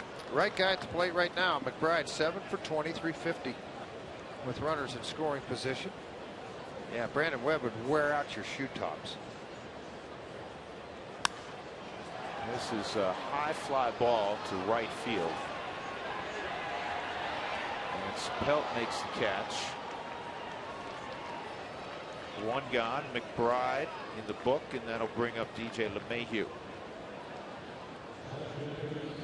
High school football returns to Root Sports on October the 5th. That's coming up. Votes are in. Viewers have selected Cherokee Trail taking on Cherry Creek. So every time I say Cherokee Trail and then try to say Cherry Creek, I can't do it right after. First high school football game on Root Sports this year. Why? Stick around all season as we cover some of the best matchups in the state leading up to the 4A and 5A championship games, which we'll have for you again right here on Root Sports. Why? Well, you say do it. Here, reach Cherokee Trails and Cherokee. See, I told you, you can't do it. Deep center field by LeMahieu, and it is over the head again of Joe Mather. Nelson will score. Andrew Brown will get a stop sign. It's a double for LeMahieu, and it's 5-4. I'm going to be honest with you. I really thought Mather played this ball wrong in center field. And the reason I say that, when a ball's hit hard over your head as an outfielder, you've got to know where you're running to a spot. You got to drop your head and just take off on the run. He was running, kind of crossed his legs to get back on this baseball. There's a slider inner half. Good job opening the front side, getting the barrel of the bat to it. LeMahieu got to drive this ball, but see how he's kind of running, watching the baseball, legs are crossed versus running straight to the point. If he runs straight to the point, he's probably quick enough to get back to it. Instead, he's not. Kind of a good thing for that. Second, third now with just one out. Chris Bosio, the pitching coach, will have a visit on the mound with his young left-hander. DJ LeMahieu 6 for 13 now against the Cubs. George, you're 6 for 13. That's a good batting average. That is pretty good batting average. You're exactly right. He has proven a point maybe to that former team. And Torres is the bridge guy. He'll hit here, and you may be wondering, why did Jim Tracy hit Jorge De La Rosa last inning and then not have him pitch in the top of the 4th inning? The Rockies are really short of position players because Giambi has had a reoccurrence of that virus, so he's not available. Carlos Gonzalez may or may not be available. He's got the hamstring, and on a wet night, I think Trace wants to stay away from him. Dexter Fowler from the left side, the wrist really bothers him trying to swing from the left side. He may be able to swing from the right side. We saw him on defense late last night. So the only healthy guys he has are Charlie Blackmon and Johnny Herrera. So you're not going to burn those guys in the fourth inning. Yeah, you can't do it. Once you start to try to manage to the back end of a ball game. And he's talked about it. I mean, you know, Cargo, yeah, could he swing the bat, but that's it. You know, he really doesn't want to use him unless he absolutely has to. Dulles, the right-hander, warming up down in the bullpen for the Cubs.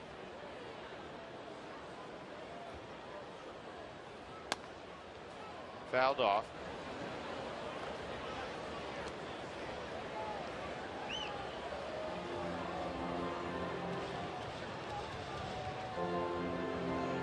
Two-strike count on Carlos Torres.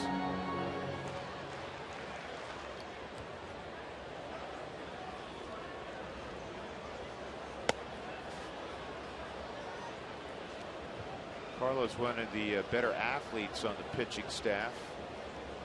Been asked to pinch run before.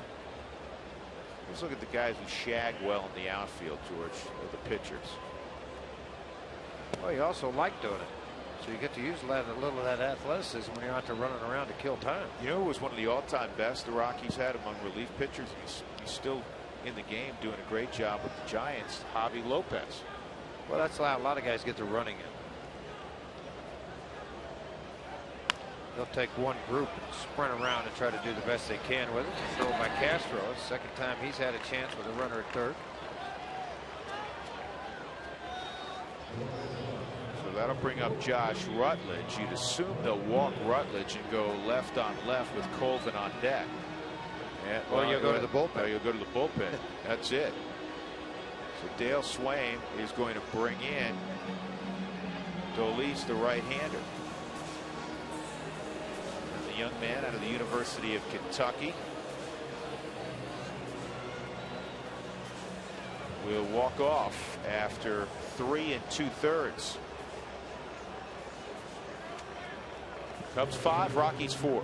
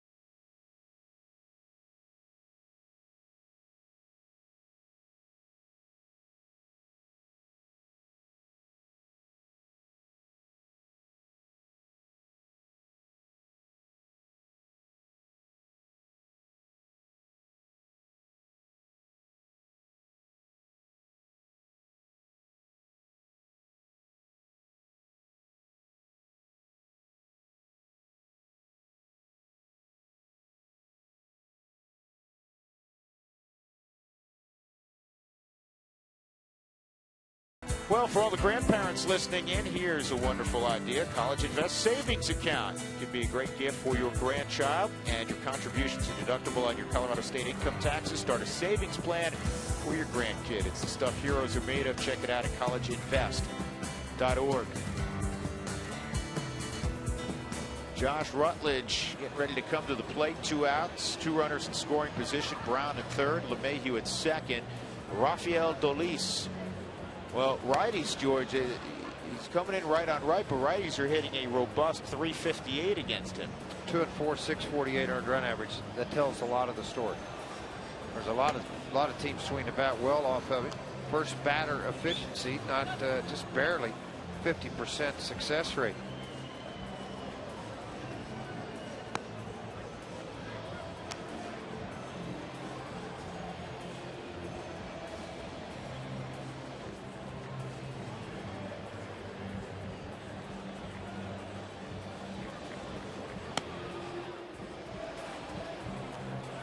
The Braves made it official tonight, George. They're a postseason team.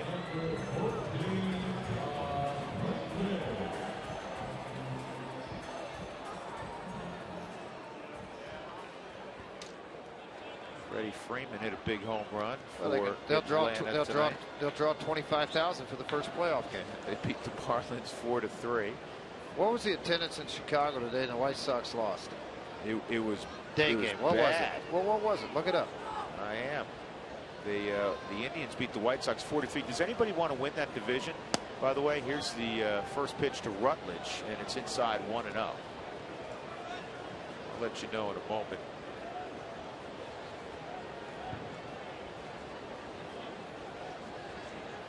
Either Detroit or the White Sox playing very well here in the stretch. So for your edification, George, less than 14,000. Wow. Pretty good fastball there at 95. They call that easy heat out of the hand of this young right-hander. How much fun would that be in first place and only have less than 14? Low target given by Castillo. He ripped down the line, fair ball. This will give the Rockies the lead. Brown scores, LeMahieu scores, Rutledge with a 2-run double.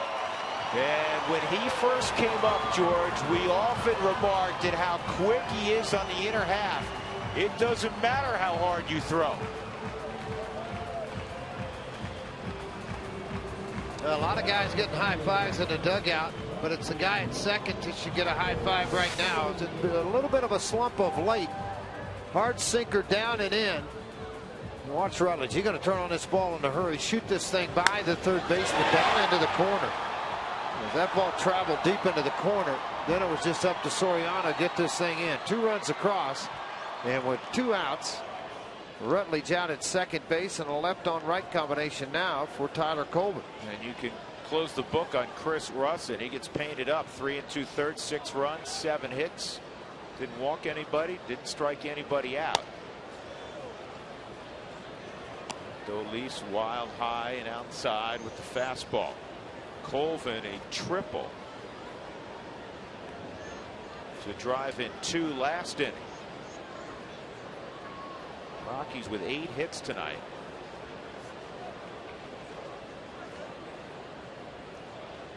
They have a home run, 2 triples, 2 doubles. Rosario has the big fly. It's fouled off, out of play.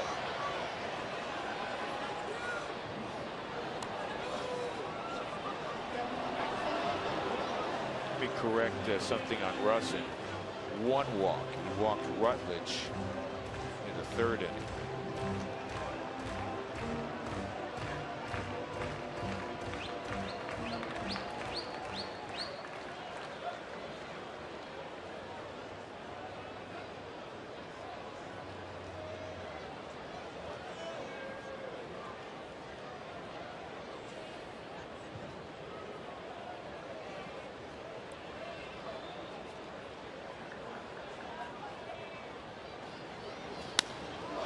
Colvin hits it in the air to center. Mather is there, and that'll put the inning down. But the Rockies come up with 3 runs to erase a 5-3 deficit and take a 6-5 lead as we go to the 5th.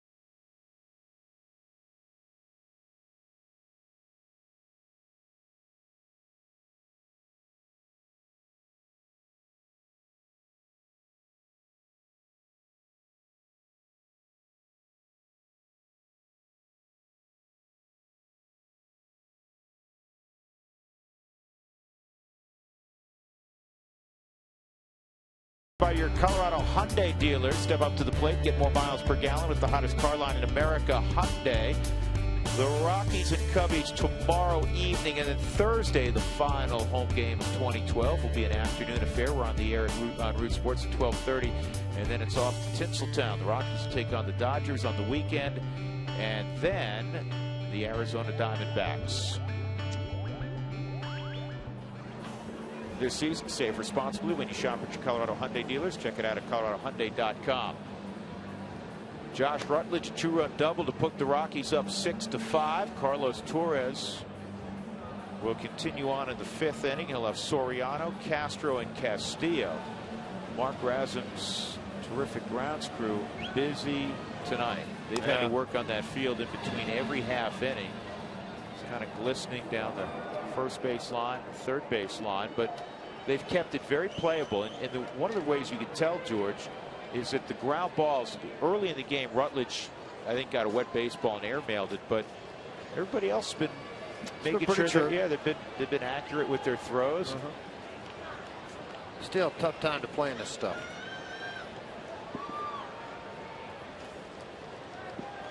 Soriano walked and scored in the 1st. Hit a fly ball to right field his last time up, and he takes ball 1.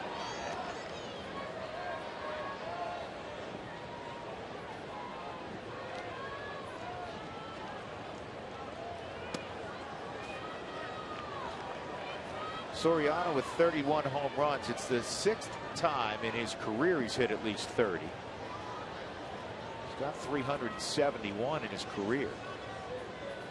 Former Yankee, former Texas Ranger.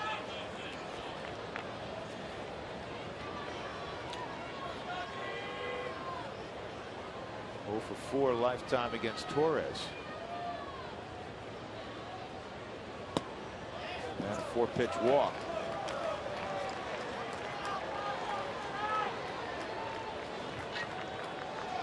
Want the latest updates from Root Sports? Text alerts to 720-720 and receive text message updates from Root Sports all season long.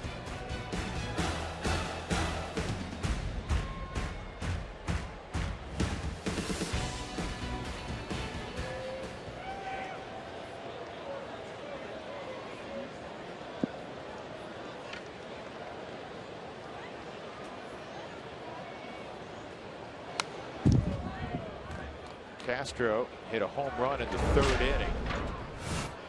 It was his 14th of the year.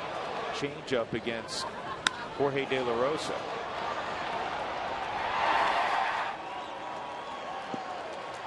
Pretty dynamic shortstop, George. More than 75 RBIs, 25 plus stolen bases.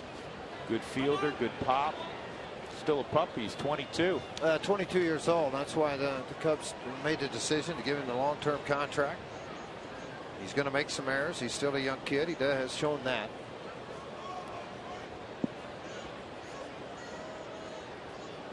He's hitting .313 in his last 44 ball games. That's foul back.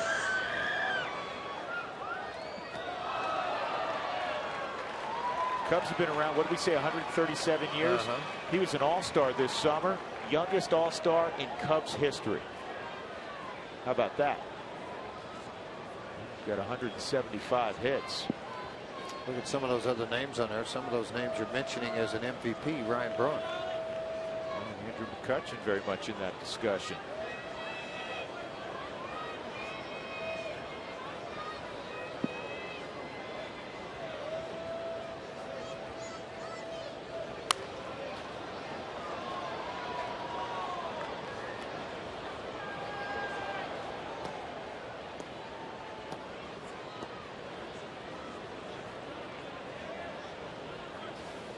Castro on September 7th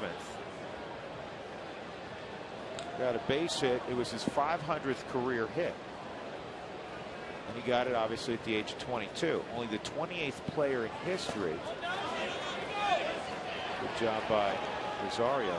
George, only 28 players in history have produced 500 hits before turning 23. The only active player other than Castro that can make that statement, A-Rod. Hall of Fame player. Yeah. See what kind of things you're throwing out there. And he's the youngest to do it because he did it at 22 years, 167 days. So that's the youngest anybody's done it since '77 when Robin Yount did it at 21 years, 297 days. Robin Yount was in the big leagues at 18. Impressive young man. 1 out as Castro had struck out. Wellington Castillo comes up.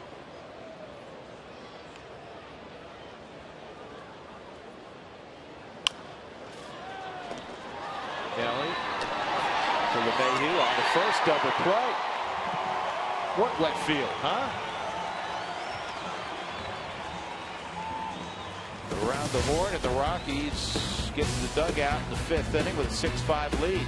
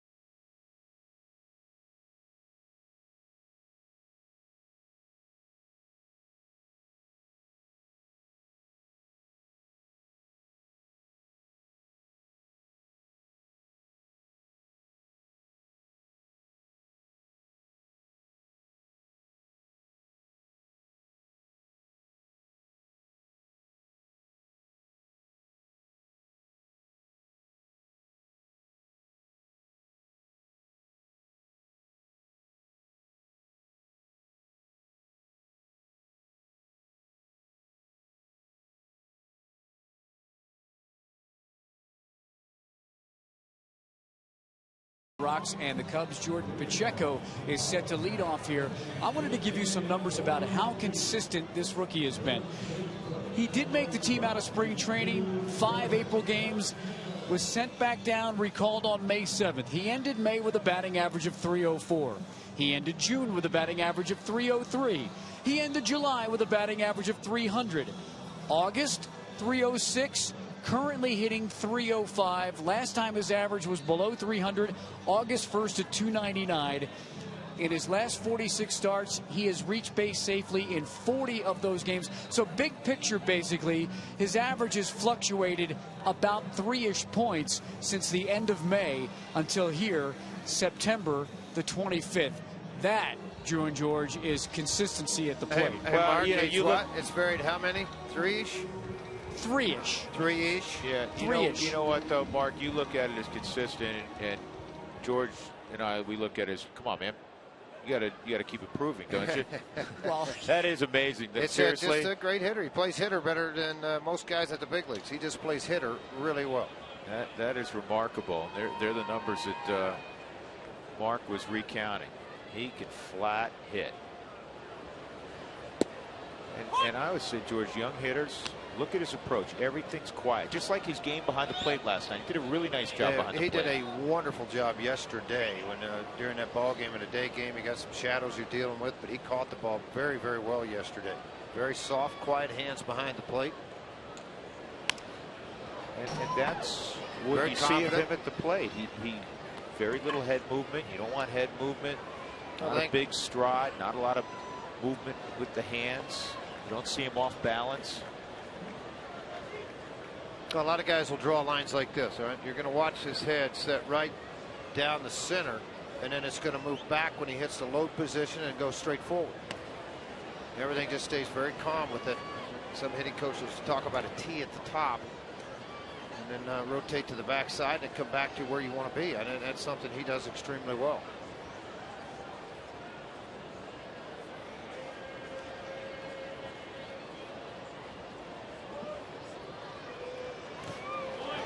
Well, this time, Solis able to fool Jordan.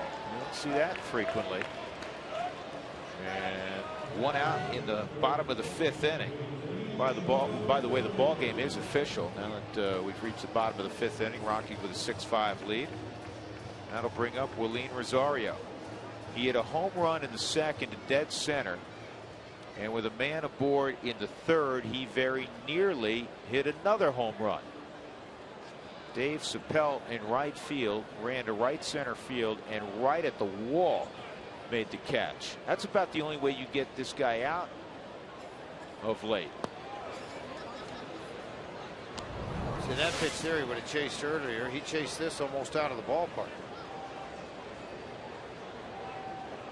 Right up against that wall. A little bit too much flight on the ball. Rosario's got the average up to .359 against southpaws this year. Did that damage against the lefty Chris Russin, now facing Rafael Dolis. How about the AL Central, George? We were talking about the lack of crowd on the south side of Chicago. The White Sox got beat today by the Indians 4-3. Meanwhile, the Tigers shut out the Royals 2-0. So it's a dead heat in the AL Central.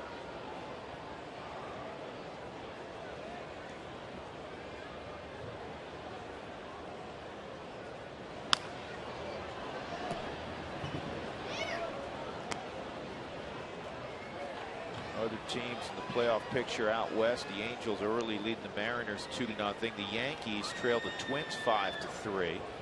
Baltimore lost to the Blue Jays 4-0 at Camden Yards. Baltimore obviously hoping for a Yankee loss. A's and Rangers tied at 2 in the bottom of the 7th inning.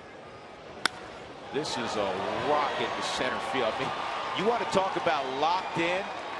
This may be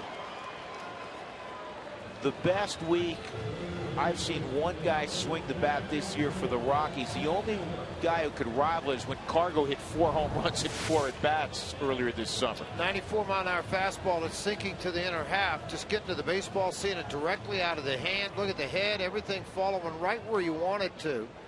And then the result also very, very good. You make pitches like this, and then you see a guy do that. It tells you they're so locked in and seeing the ball regardless of what arm angle you're coming from. So now the last 5, Rosario's 14 for 20. A couple home runs, 4 ribbies. But it's not just the hits, it's how loud they are. I know that was a single right there, but that was blistered. Look at Mather. Look how close he is to the wall. I mean, literally, he is playing so deep right now. He's been beat over his head twice. He says, you know what? I'll let it hop 3 times and I'll catch it. Yeah. You know what? It can drop in. I don't care. 25th start in center field for Joe Mather. Well, I've never seen a guy play that deep in center field at Coors Field. I mean, he's way back compared to the 2 corners, and Soriano plays deep. Yeah, but think about this, George, and you know this because you've seen a bazillion games here at Coors Field, and you played at Wrigley as a member of the Cubs.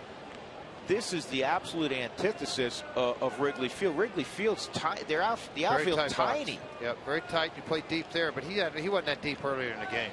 He got beat over the head 2 or 3 times. This is boxed by Wellington Castillo, and moving up on the pass ball is Rosario.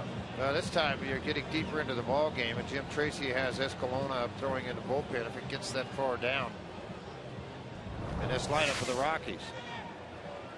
Supposed to be a slider. It's supposed to break to down like this. It backed up and off the glove of Castillo. There's Edgemer, Escalona.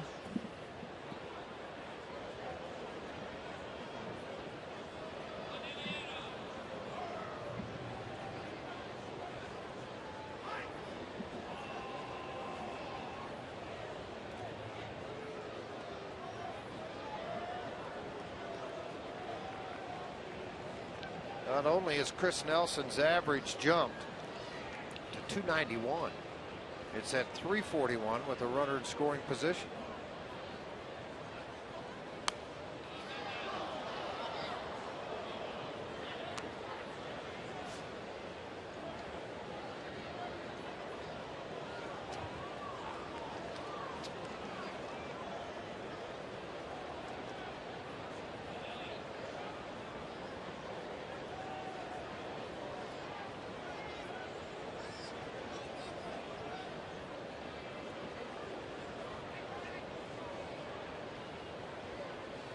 Here's the 1-2 on Nelson inside. 2-2. Rosario at second. A 1-out single moved up on the pass ball. Andrew Brown, who's 2 for 2's on deck. Rockies have 9 hits.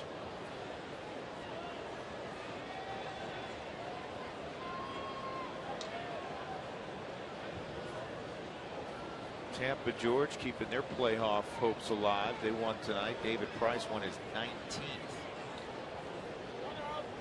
Beat the Red Sox at Fenway 5-2. Price fanned 13. He's pretty good. He's really good. Philadelphia or Washington. Lee with the win in that while they're the loser. I think that was Hamill. Was it Hamill? Yeah. It started tonight. Hamill picks up the win.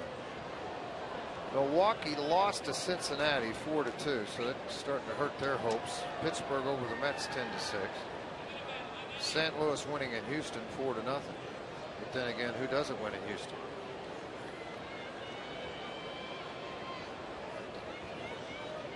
Two and 2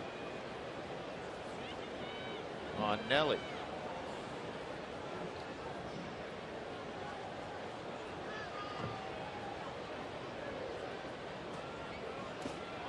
Did he hold up? Yep. 3-2.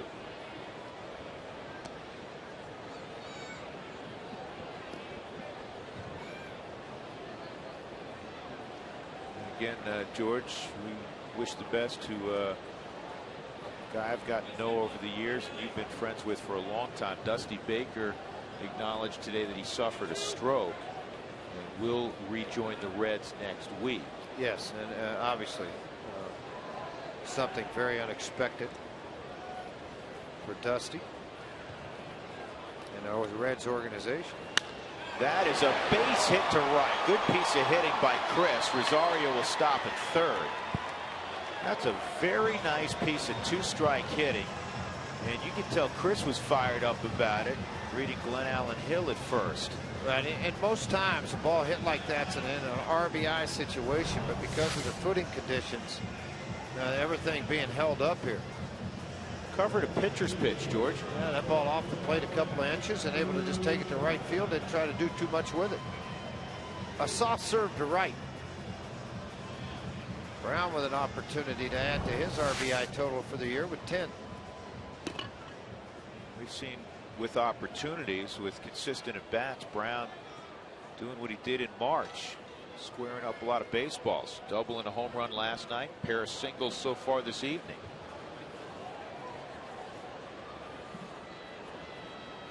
Brown has struggled against Arizona until yesterday when he had the couple of hits. 3 for 23 against the Diamondbacks. Against everybody else he's faced, he's 19 for 64, a 297 average.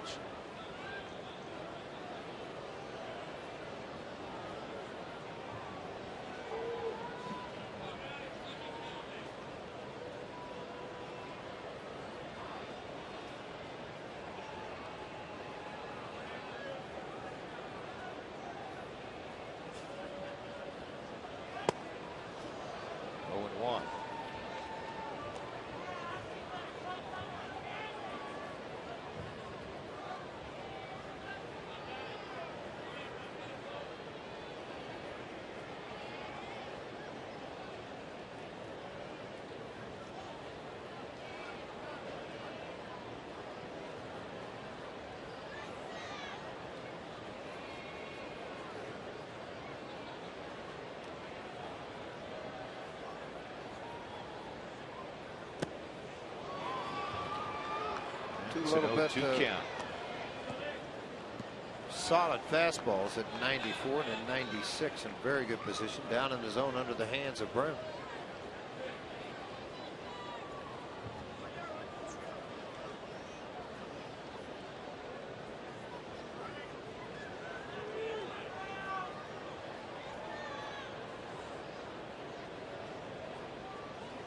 Rafael Dolis on the mound, first and third and one out for Colorado, up 6-5.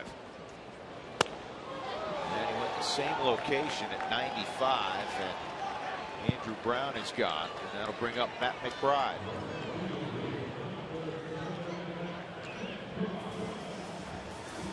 Take a behind-scenes tour of Coors Field. Group and individual tickets, they're available year-round. Call 303 Rockies and go places you've never been before at Coors Field.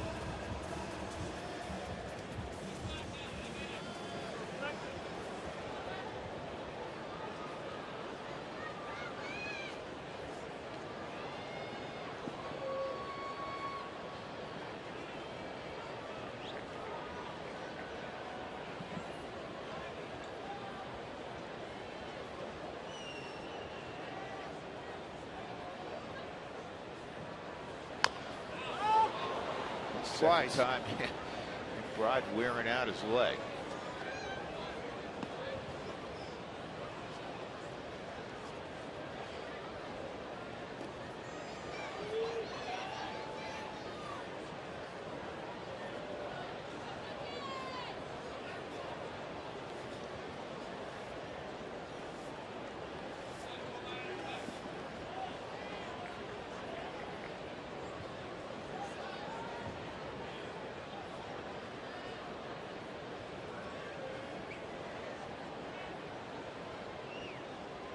Leach really taking his time.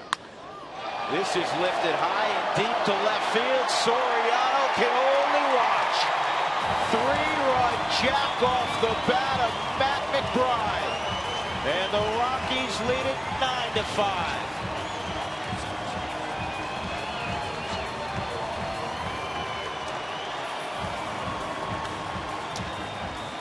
Second career home run for McBride.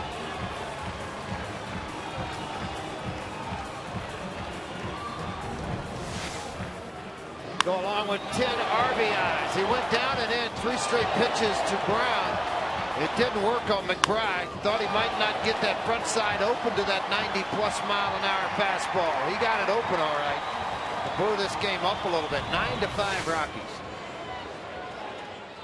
Clears hips and hit it in the seats. With a lot of the injuries to the veteran players, it opens up the door for consistent at-bats for guys like Brown, like McBride.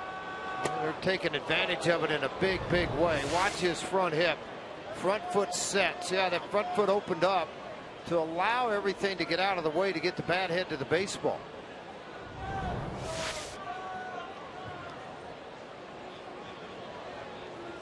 RBIs 8, 9, and 10 for Matt McBride. Sliders in there. A ball and a strike on DJ LeMahieu. All he's done tonight is hit a triple and a double.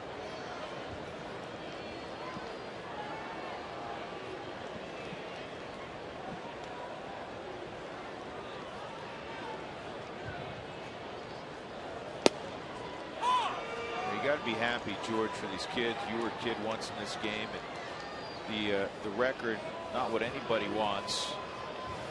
The players to anyone in the organization, but to see these young guys have their moments and you see them improve in front of your eyes. Well, it's a big thing. It's good to see. Huge. Well, you know what it tells you, even if they don't make the team in spring training next year, also maybe a trade piece with somebody that you got to look into the offseason. You're putting up numbers for those type of guys. Well, you know what? The veteran might go and the youngster may get an opportunity on an everyday basis. There's a lot of good that comes out of this for those young players.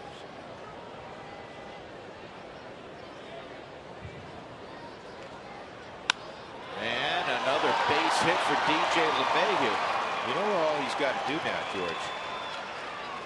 He's got to hit a big fly. Got to hit a big fly. That's going to be it for Carlos Torres, and Charlie Blackmon will now come and hit with 2 outs. Single, double, triple for the man at first. You get a big fly.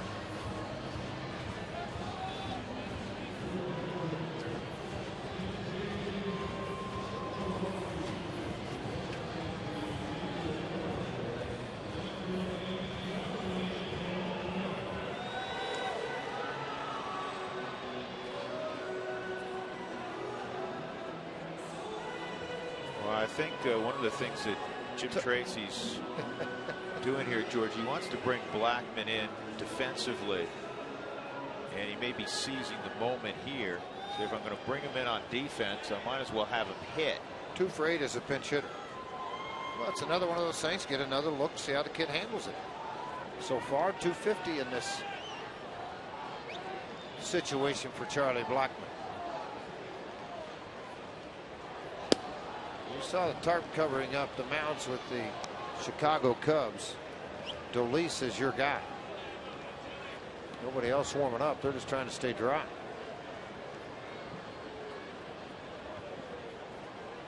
Rockies with a dozen hits tonight. They have 9 runs.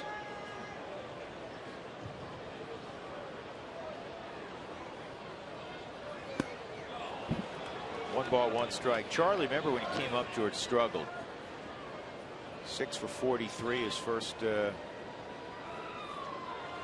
opportunity, and he settled in since. 17 for 40. Just give it time. I mean, this guy's a really good athlete. He was swinging about well at Colorado Springs. I think we played into that a little bit. Played a couple of games, off a game. Play a couple of games, off a game. A tough time getting into the rhythm of what was going on here at the big league level.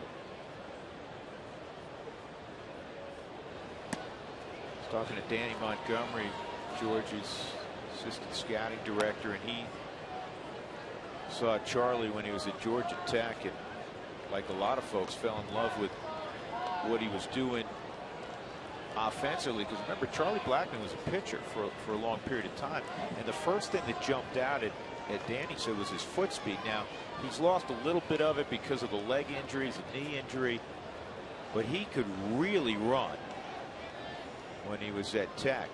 It's a 2-1, and that's sliced foul. talking about the athletic ability. I mean, he's a Well, hard throwing left-hander. Went down in the Texas Summer League and played down there. And that's where he made the transformation. You want to pitch, you want to play, so I want to play. And then he went back into his junior year at Tech and really put up just monster numbers.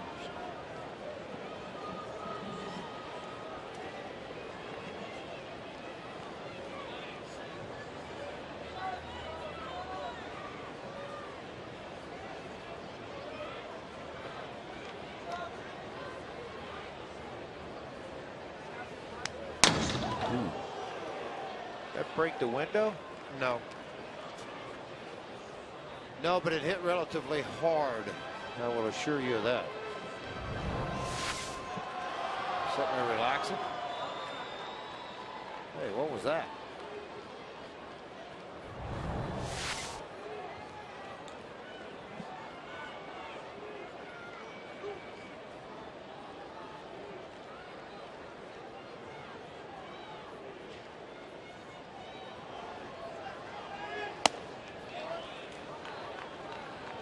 Three and two on Blackman.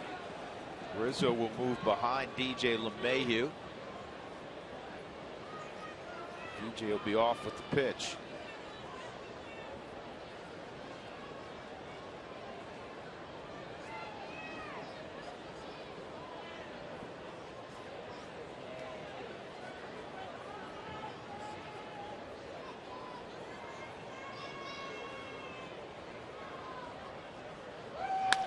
This ball driven to center field, but Mather playing really deep, as we pointed out, is right in the neighborhood. Rockies get 3 in the inning. Couple singles and then a 3-run blast from Matt McBride. 9-5 Colorado.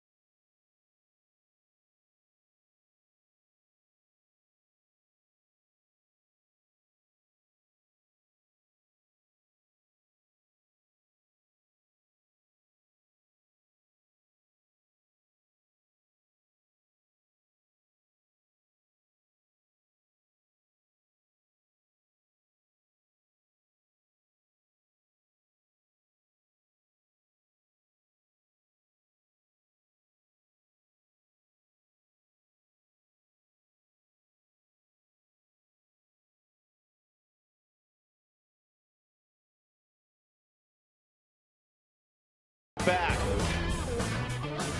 Well, in the first inning, Dave Chappelle with his first career home run came against Jorge De La Rosa. In the second inning, it was not the first career home run for that man, Willeen Rosario. It was his 27th of the year. In the third inning, center field shot from Starlin Castro, his 14th of the year. And the Rockies countered last inning with a 3-run shot from Matt McBride, his second career home run. Rockies have 9 runs with the Cubs 5. As we go to the 6th inning, a couple changes to tell you about. Blackman staying in the game in left field. Andrew Brown comes out, and on the hill is Edmer Escalona. So De La Rosa goes 3, Torres goes 2. Carlos gave up a run on 2 hits, struck out 1, he walked 1. And Edmer Escalona, that big right arm, is 95-96 with the fastball and a hard slider. He'll face the bottom third of the Cubs order here in the 6th inning. Vitters, Mather, and then a pinch hitter, presumably.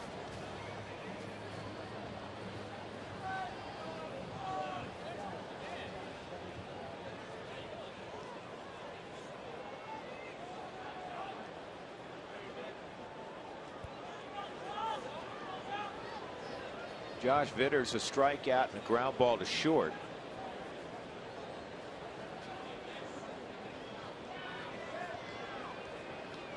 Well, it's our Toyota Talk inning. See what you all have written in this evening. And that's not how you want to start. Vitters takes one on the upper body. He goes to first. Joe Mather coming up.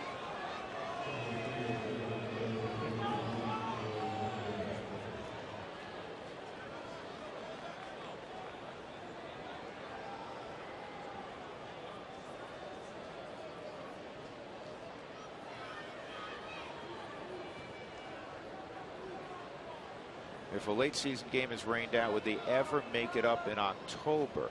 No. No, not with two teams out of it. Now, would be the possibility, let's say tonight, and tonight's not going to get rained out anymore, but if it were, you could play two on Thursday, but there's no way two teams are out of it are going to reroute travel plans and play after the end of the season. Well, the only way they would do that, as Drew mentioned, is if that game would mean something in the standings to someone. Right. One of the two teams, and they would do it. And it's not unusual. Every once in a while, you'll see a team that, because of a late season rain out against another team where again the game didn't have any effect on standings, postseason, etc., will only play 161 games.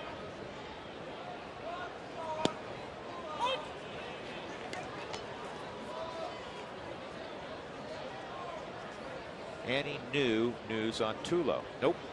He just keeps working out. Hopefully getting better. What's Brad Hopp doing? He's down in the Dallas area. I know, George, you talked to Brad on a regular basis. Yeah, I talked to him quite a bit. Yeah, I really do. Brad's doing well. He's down in the Texas area. Had Tommy John surgery in the offseason. Tried to come back a little quick from that surgery. Played for AA Frisco for a couple of months. Just realized the arm was not going to come back and decided to go ahead and retire for the year and be a free agent in the offseason and be in a position to where he could possibly make it back with another ball club.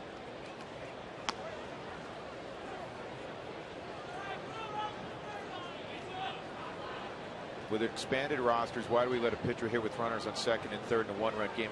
Doug, you may have missed that. I did explain it. The Rockies, though the rosters are expanded. You got a new word. Wait a minute, you got a new word you used. That's my new favorite word. There you go. Must be an English teacher or something. That is a one-hopper to second. LeMahieu spins. Rutledge on the first. Nice turn to a double play. Oh, he's off the bag at first.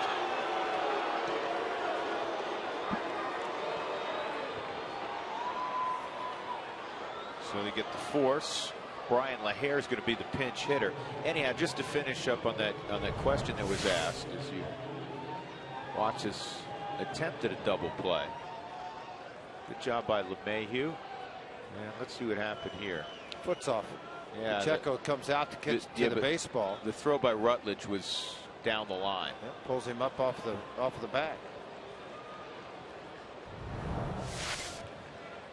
The Rockies have only a lot of the guys they would normally call up, first of all, folks, in September, were already up because of the injuries to Michael Kadire, Eric Young Jr., to name a Todd Helton. So the Rockies were already shorthanded. So the guys that normally would be deserving of September call-ups from AAA, they were already here. And now you've had even more guys get hurt. Dexter Fowler has a wrist injury. They're trying to stay away from him.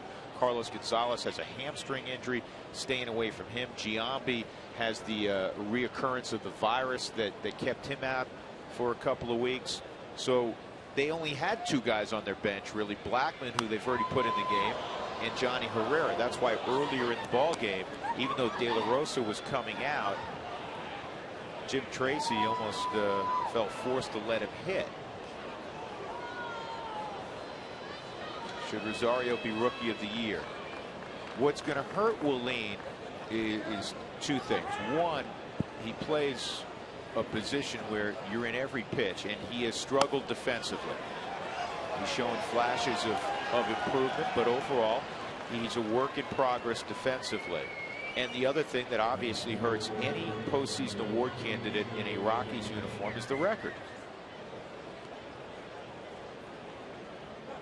But he deserves legitimate consideration. In other words, he deserves to be, I think, in the, he's in the top 5, no question. No question, he's in the top 5. Pacheco's had a great year. Yeah, I think he should be in the top 5. What he's accomplished, playing 3 positions, catching and hitting consistently over 300 for 6 months. What do you want? Yeah, and the other 3. So the name should be mentioned. Wade Miley, who's won 16 ball games. He beat the Rockies the other day. Todd Frazier with the postseason team in Cincinnati, and Bryce Harper, a postseason team in Washington.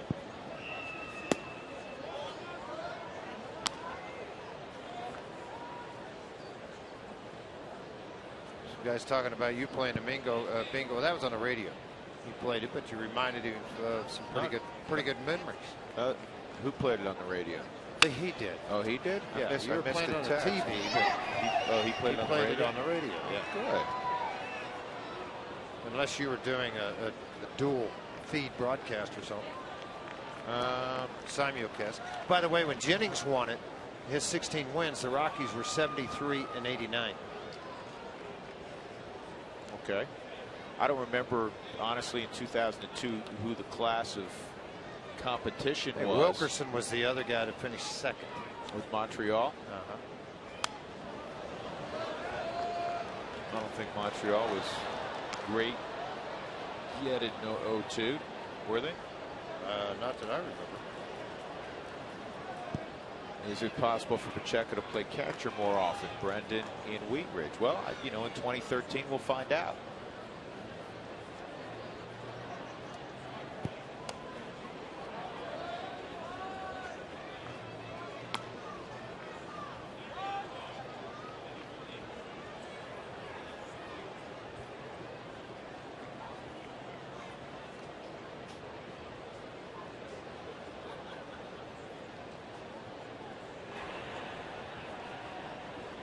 Josh Outman throwing, 2-2 count on Dave Chappelle.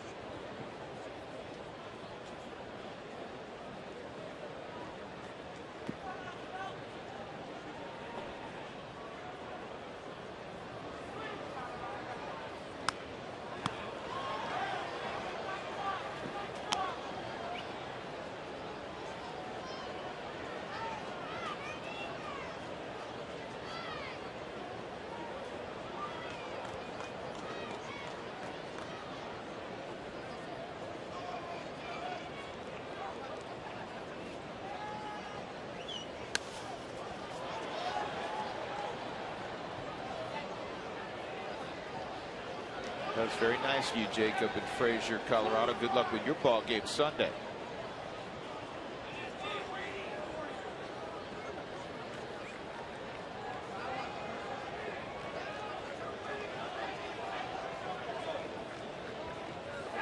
Most home runs for a rookie catcher is 35. Most home runs for a rookie period is 49 by Mark McGwire. Back in 1987, not too far removed from his days at Southern Cal.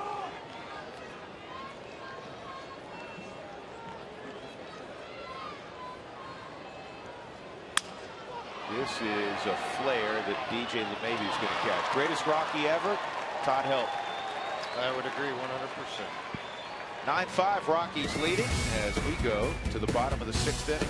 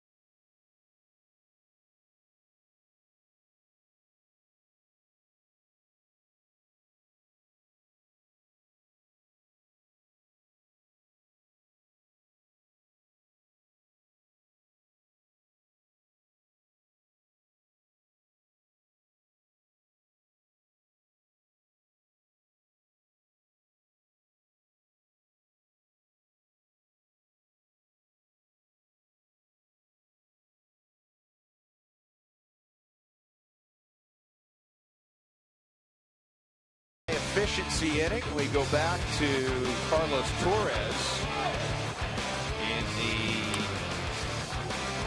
5th inning. Got a strikeout and then a 5-4-3 double play off of the bat of Wellington Castillo. Good inning for Carlos Torres, who could get a W tonight. Learn about energy efficiency and how to save money in your home by visiting responsiblebynature.com.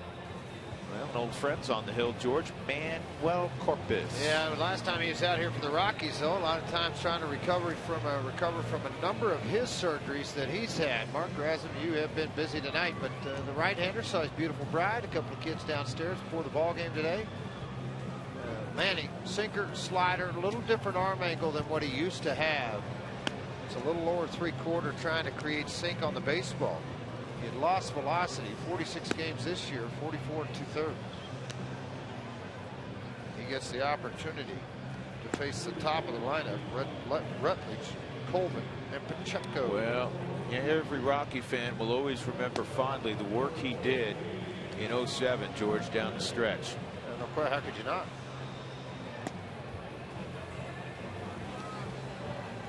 There were so many young guys. You think back to that World Series team. Always talk about veterans and so on. There were so many young guys that stepped forward from a pitching standpoint. Corpus, Jimenez, Frankie Morales.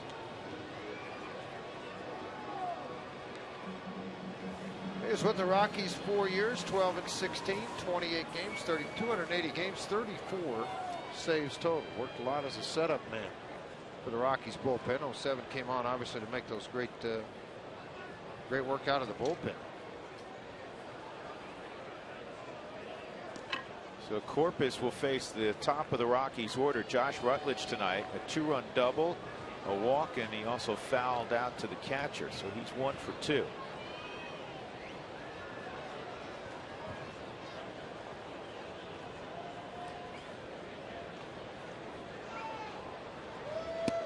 Invaluable phrase for Rutledge, the fact that going into next season he's going to have over 250 big league at bats in his pocket. Well, think about it, quite honestly. If Tulowitzki doesn't get hurt, he doesn't see the big leagues this year, maybe till September. He's not here. Scudero's playing second every day. The Rockies are probably in a better position than what they are record wise, so you're not going to change things in what you do there.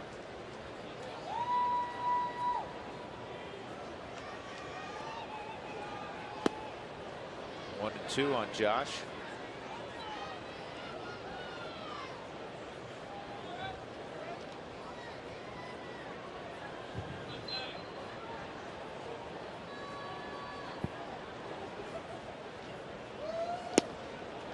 And Corpus strikes out Rutledge.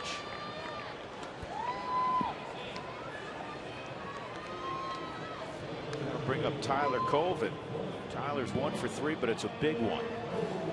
2-run triple back in the 3rd inning when the Rockies were behind 4-1.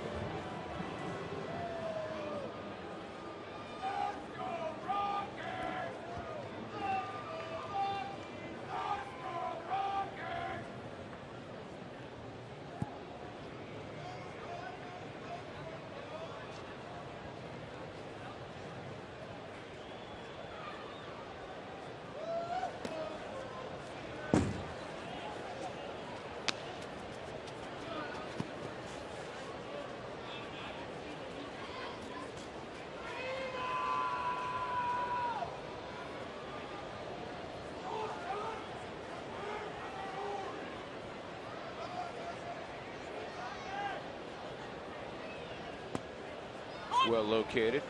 Change up for a strike.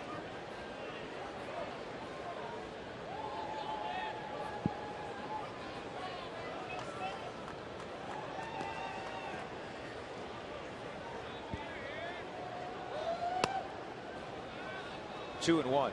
That 2002 Rookie of the Year voting.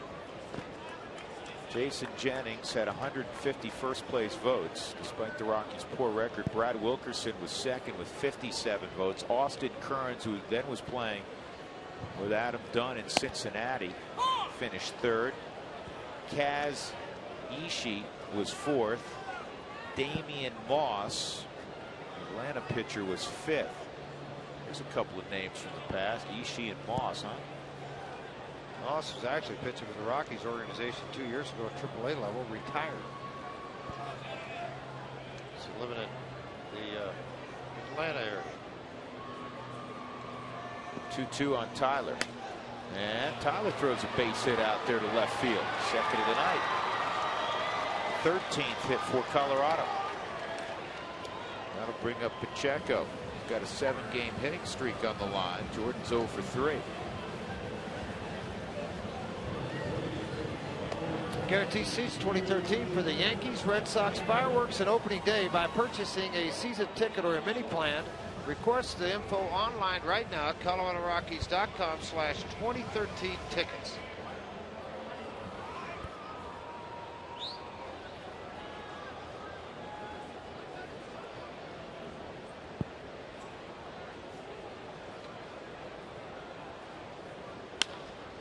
And Jordan's got an 8-game hitting streak.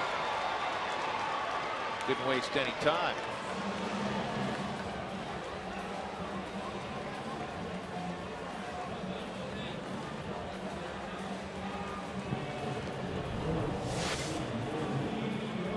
Fastball, inner half, shot it through the left side of the infield. Corpus low 3/4 trade sink on the baseball.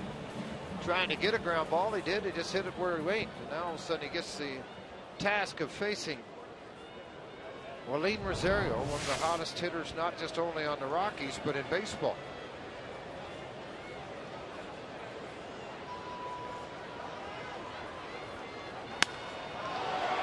Center field, Mather, who's playing right in front of the track, makes the catch. Line out to deep center, 2 outs. And that'll bring up Chris Nelson.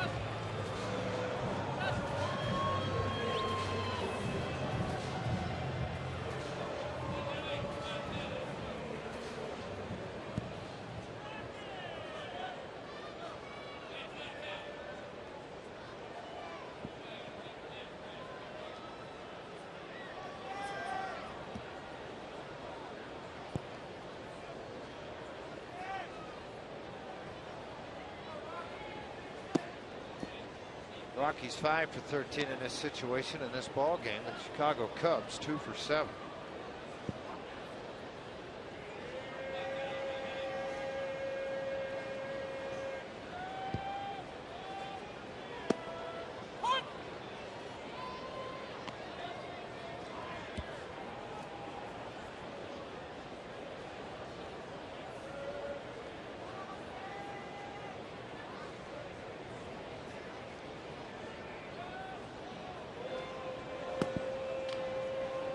Two and one on Nelson.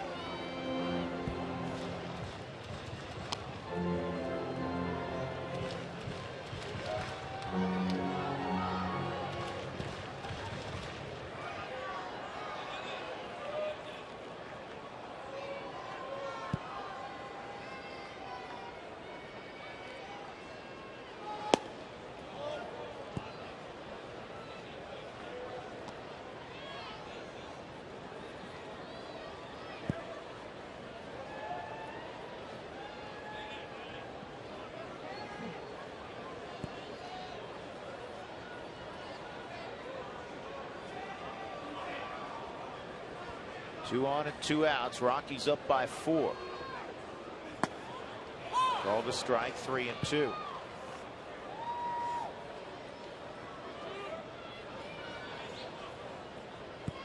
Two hits. Chris's average at 295.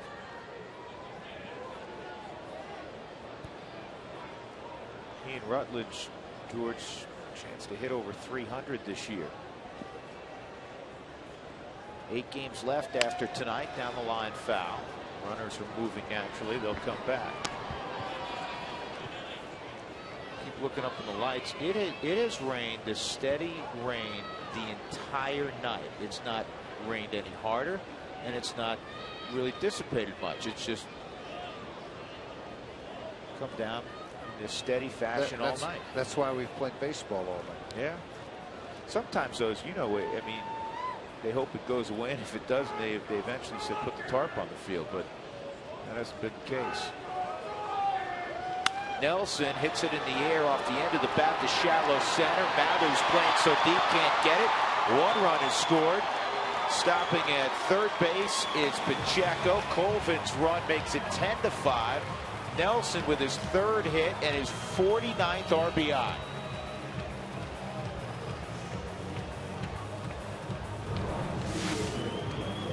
Off the end of the bat with the slider, but Mather is playing so deep in center field, no shot to catch the ball. Soriano playing deep in left field. The ball going to drop right out in between him, and playing a normal depth as a center fielder, you catch that baseball. The Rockies took advantage of where he was defensively to drive in the run. You know, it's like giveth, you know, you giveth and you taketh away. By playing deep, he probably took extra bases from Blackman and maybe from Rosario a moment ago, but that ball, if he's playing normal depth, gets caught. Instead, it drops in for a hit.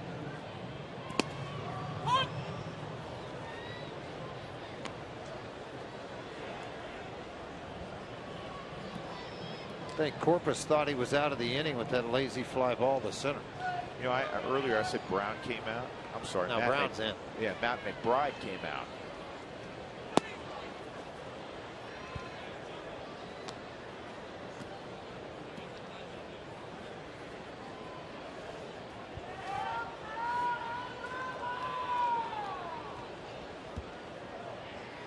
Two for three tonight for Andrew. 1-1 count.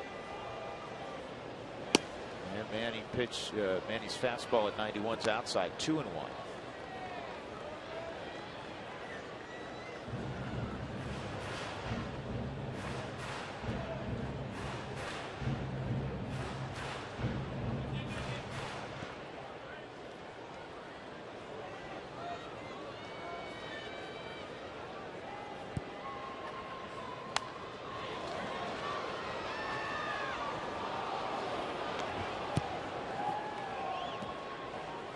Looks like Altman will come in. Nice job that he did again now Arizona series for Tyler Chatwood yesterday when he got the strikeout. Next inning ground ball out. Did a very effective in his job there.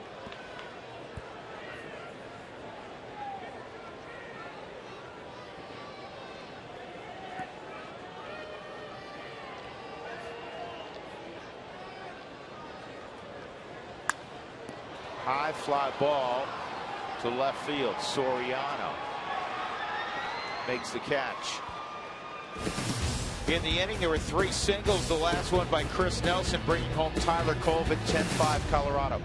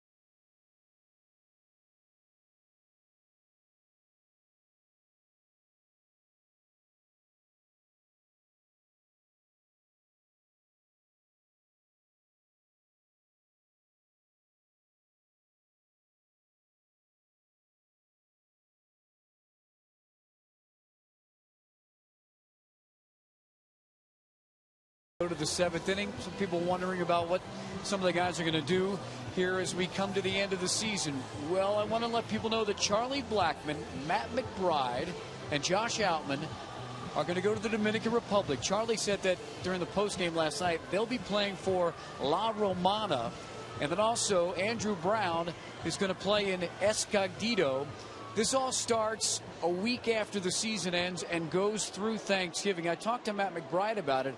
He said that he played in San Francisco with the Cleveland Indians a few years ago and said he was kind of worried about money. And George, you may know about this. He just wanted to save his money when he was down there. Well, now that he's got some big league money, he said he'll be able to relax a little bit more at La Romana. And apparently that's a nice resort kind of place for these guys to play. Well, La Romana is very nice. Yeah. I played in the mountains, Santiago, about 2 hours north of Santiago. But Mark, I was making $500 a month playing in Double-A, but went down there and made $2,500 a month. I thought I was a multi-millionaire. These guys are going down, and they're getting paid a lot better. But the competition there, they're going to face a lot of guys in the first month and a half of AAA up-down guys at the big league level.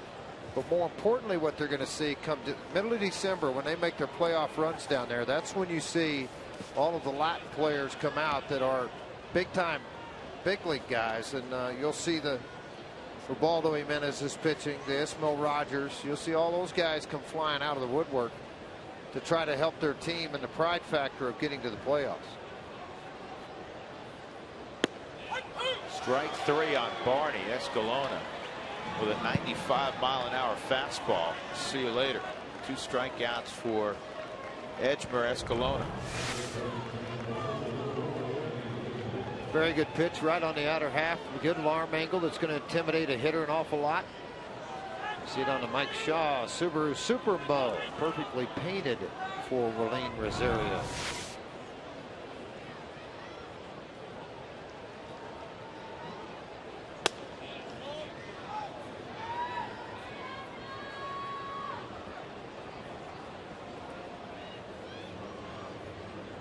Want to know on Anthony Rizzo. Three at bats, 3 ground balls to DJ LeMahieu.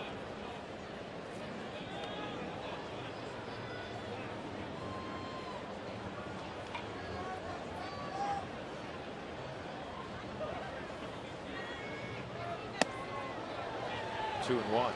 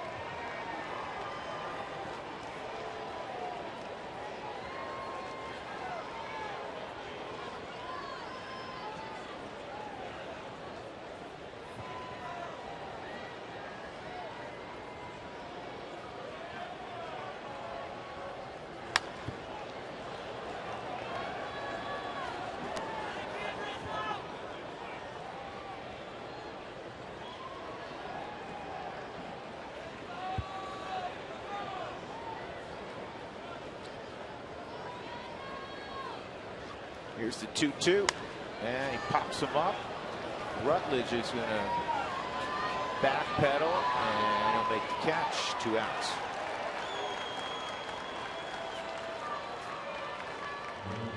Bring up Alfonso Soriano.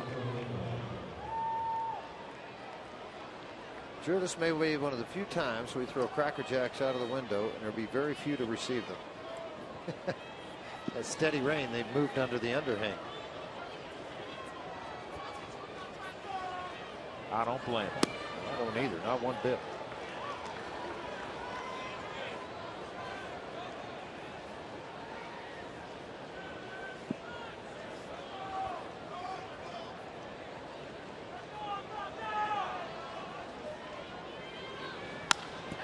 Soriano hits it in the air to deep center field.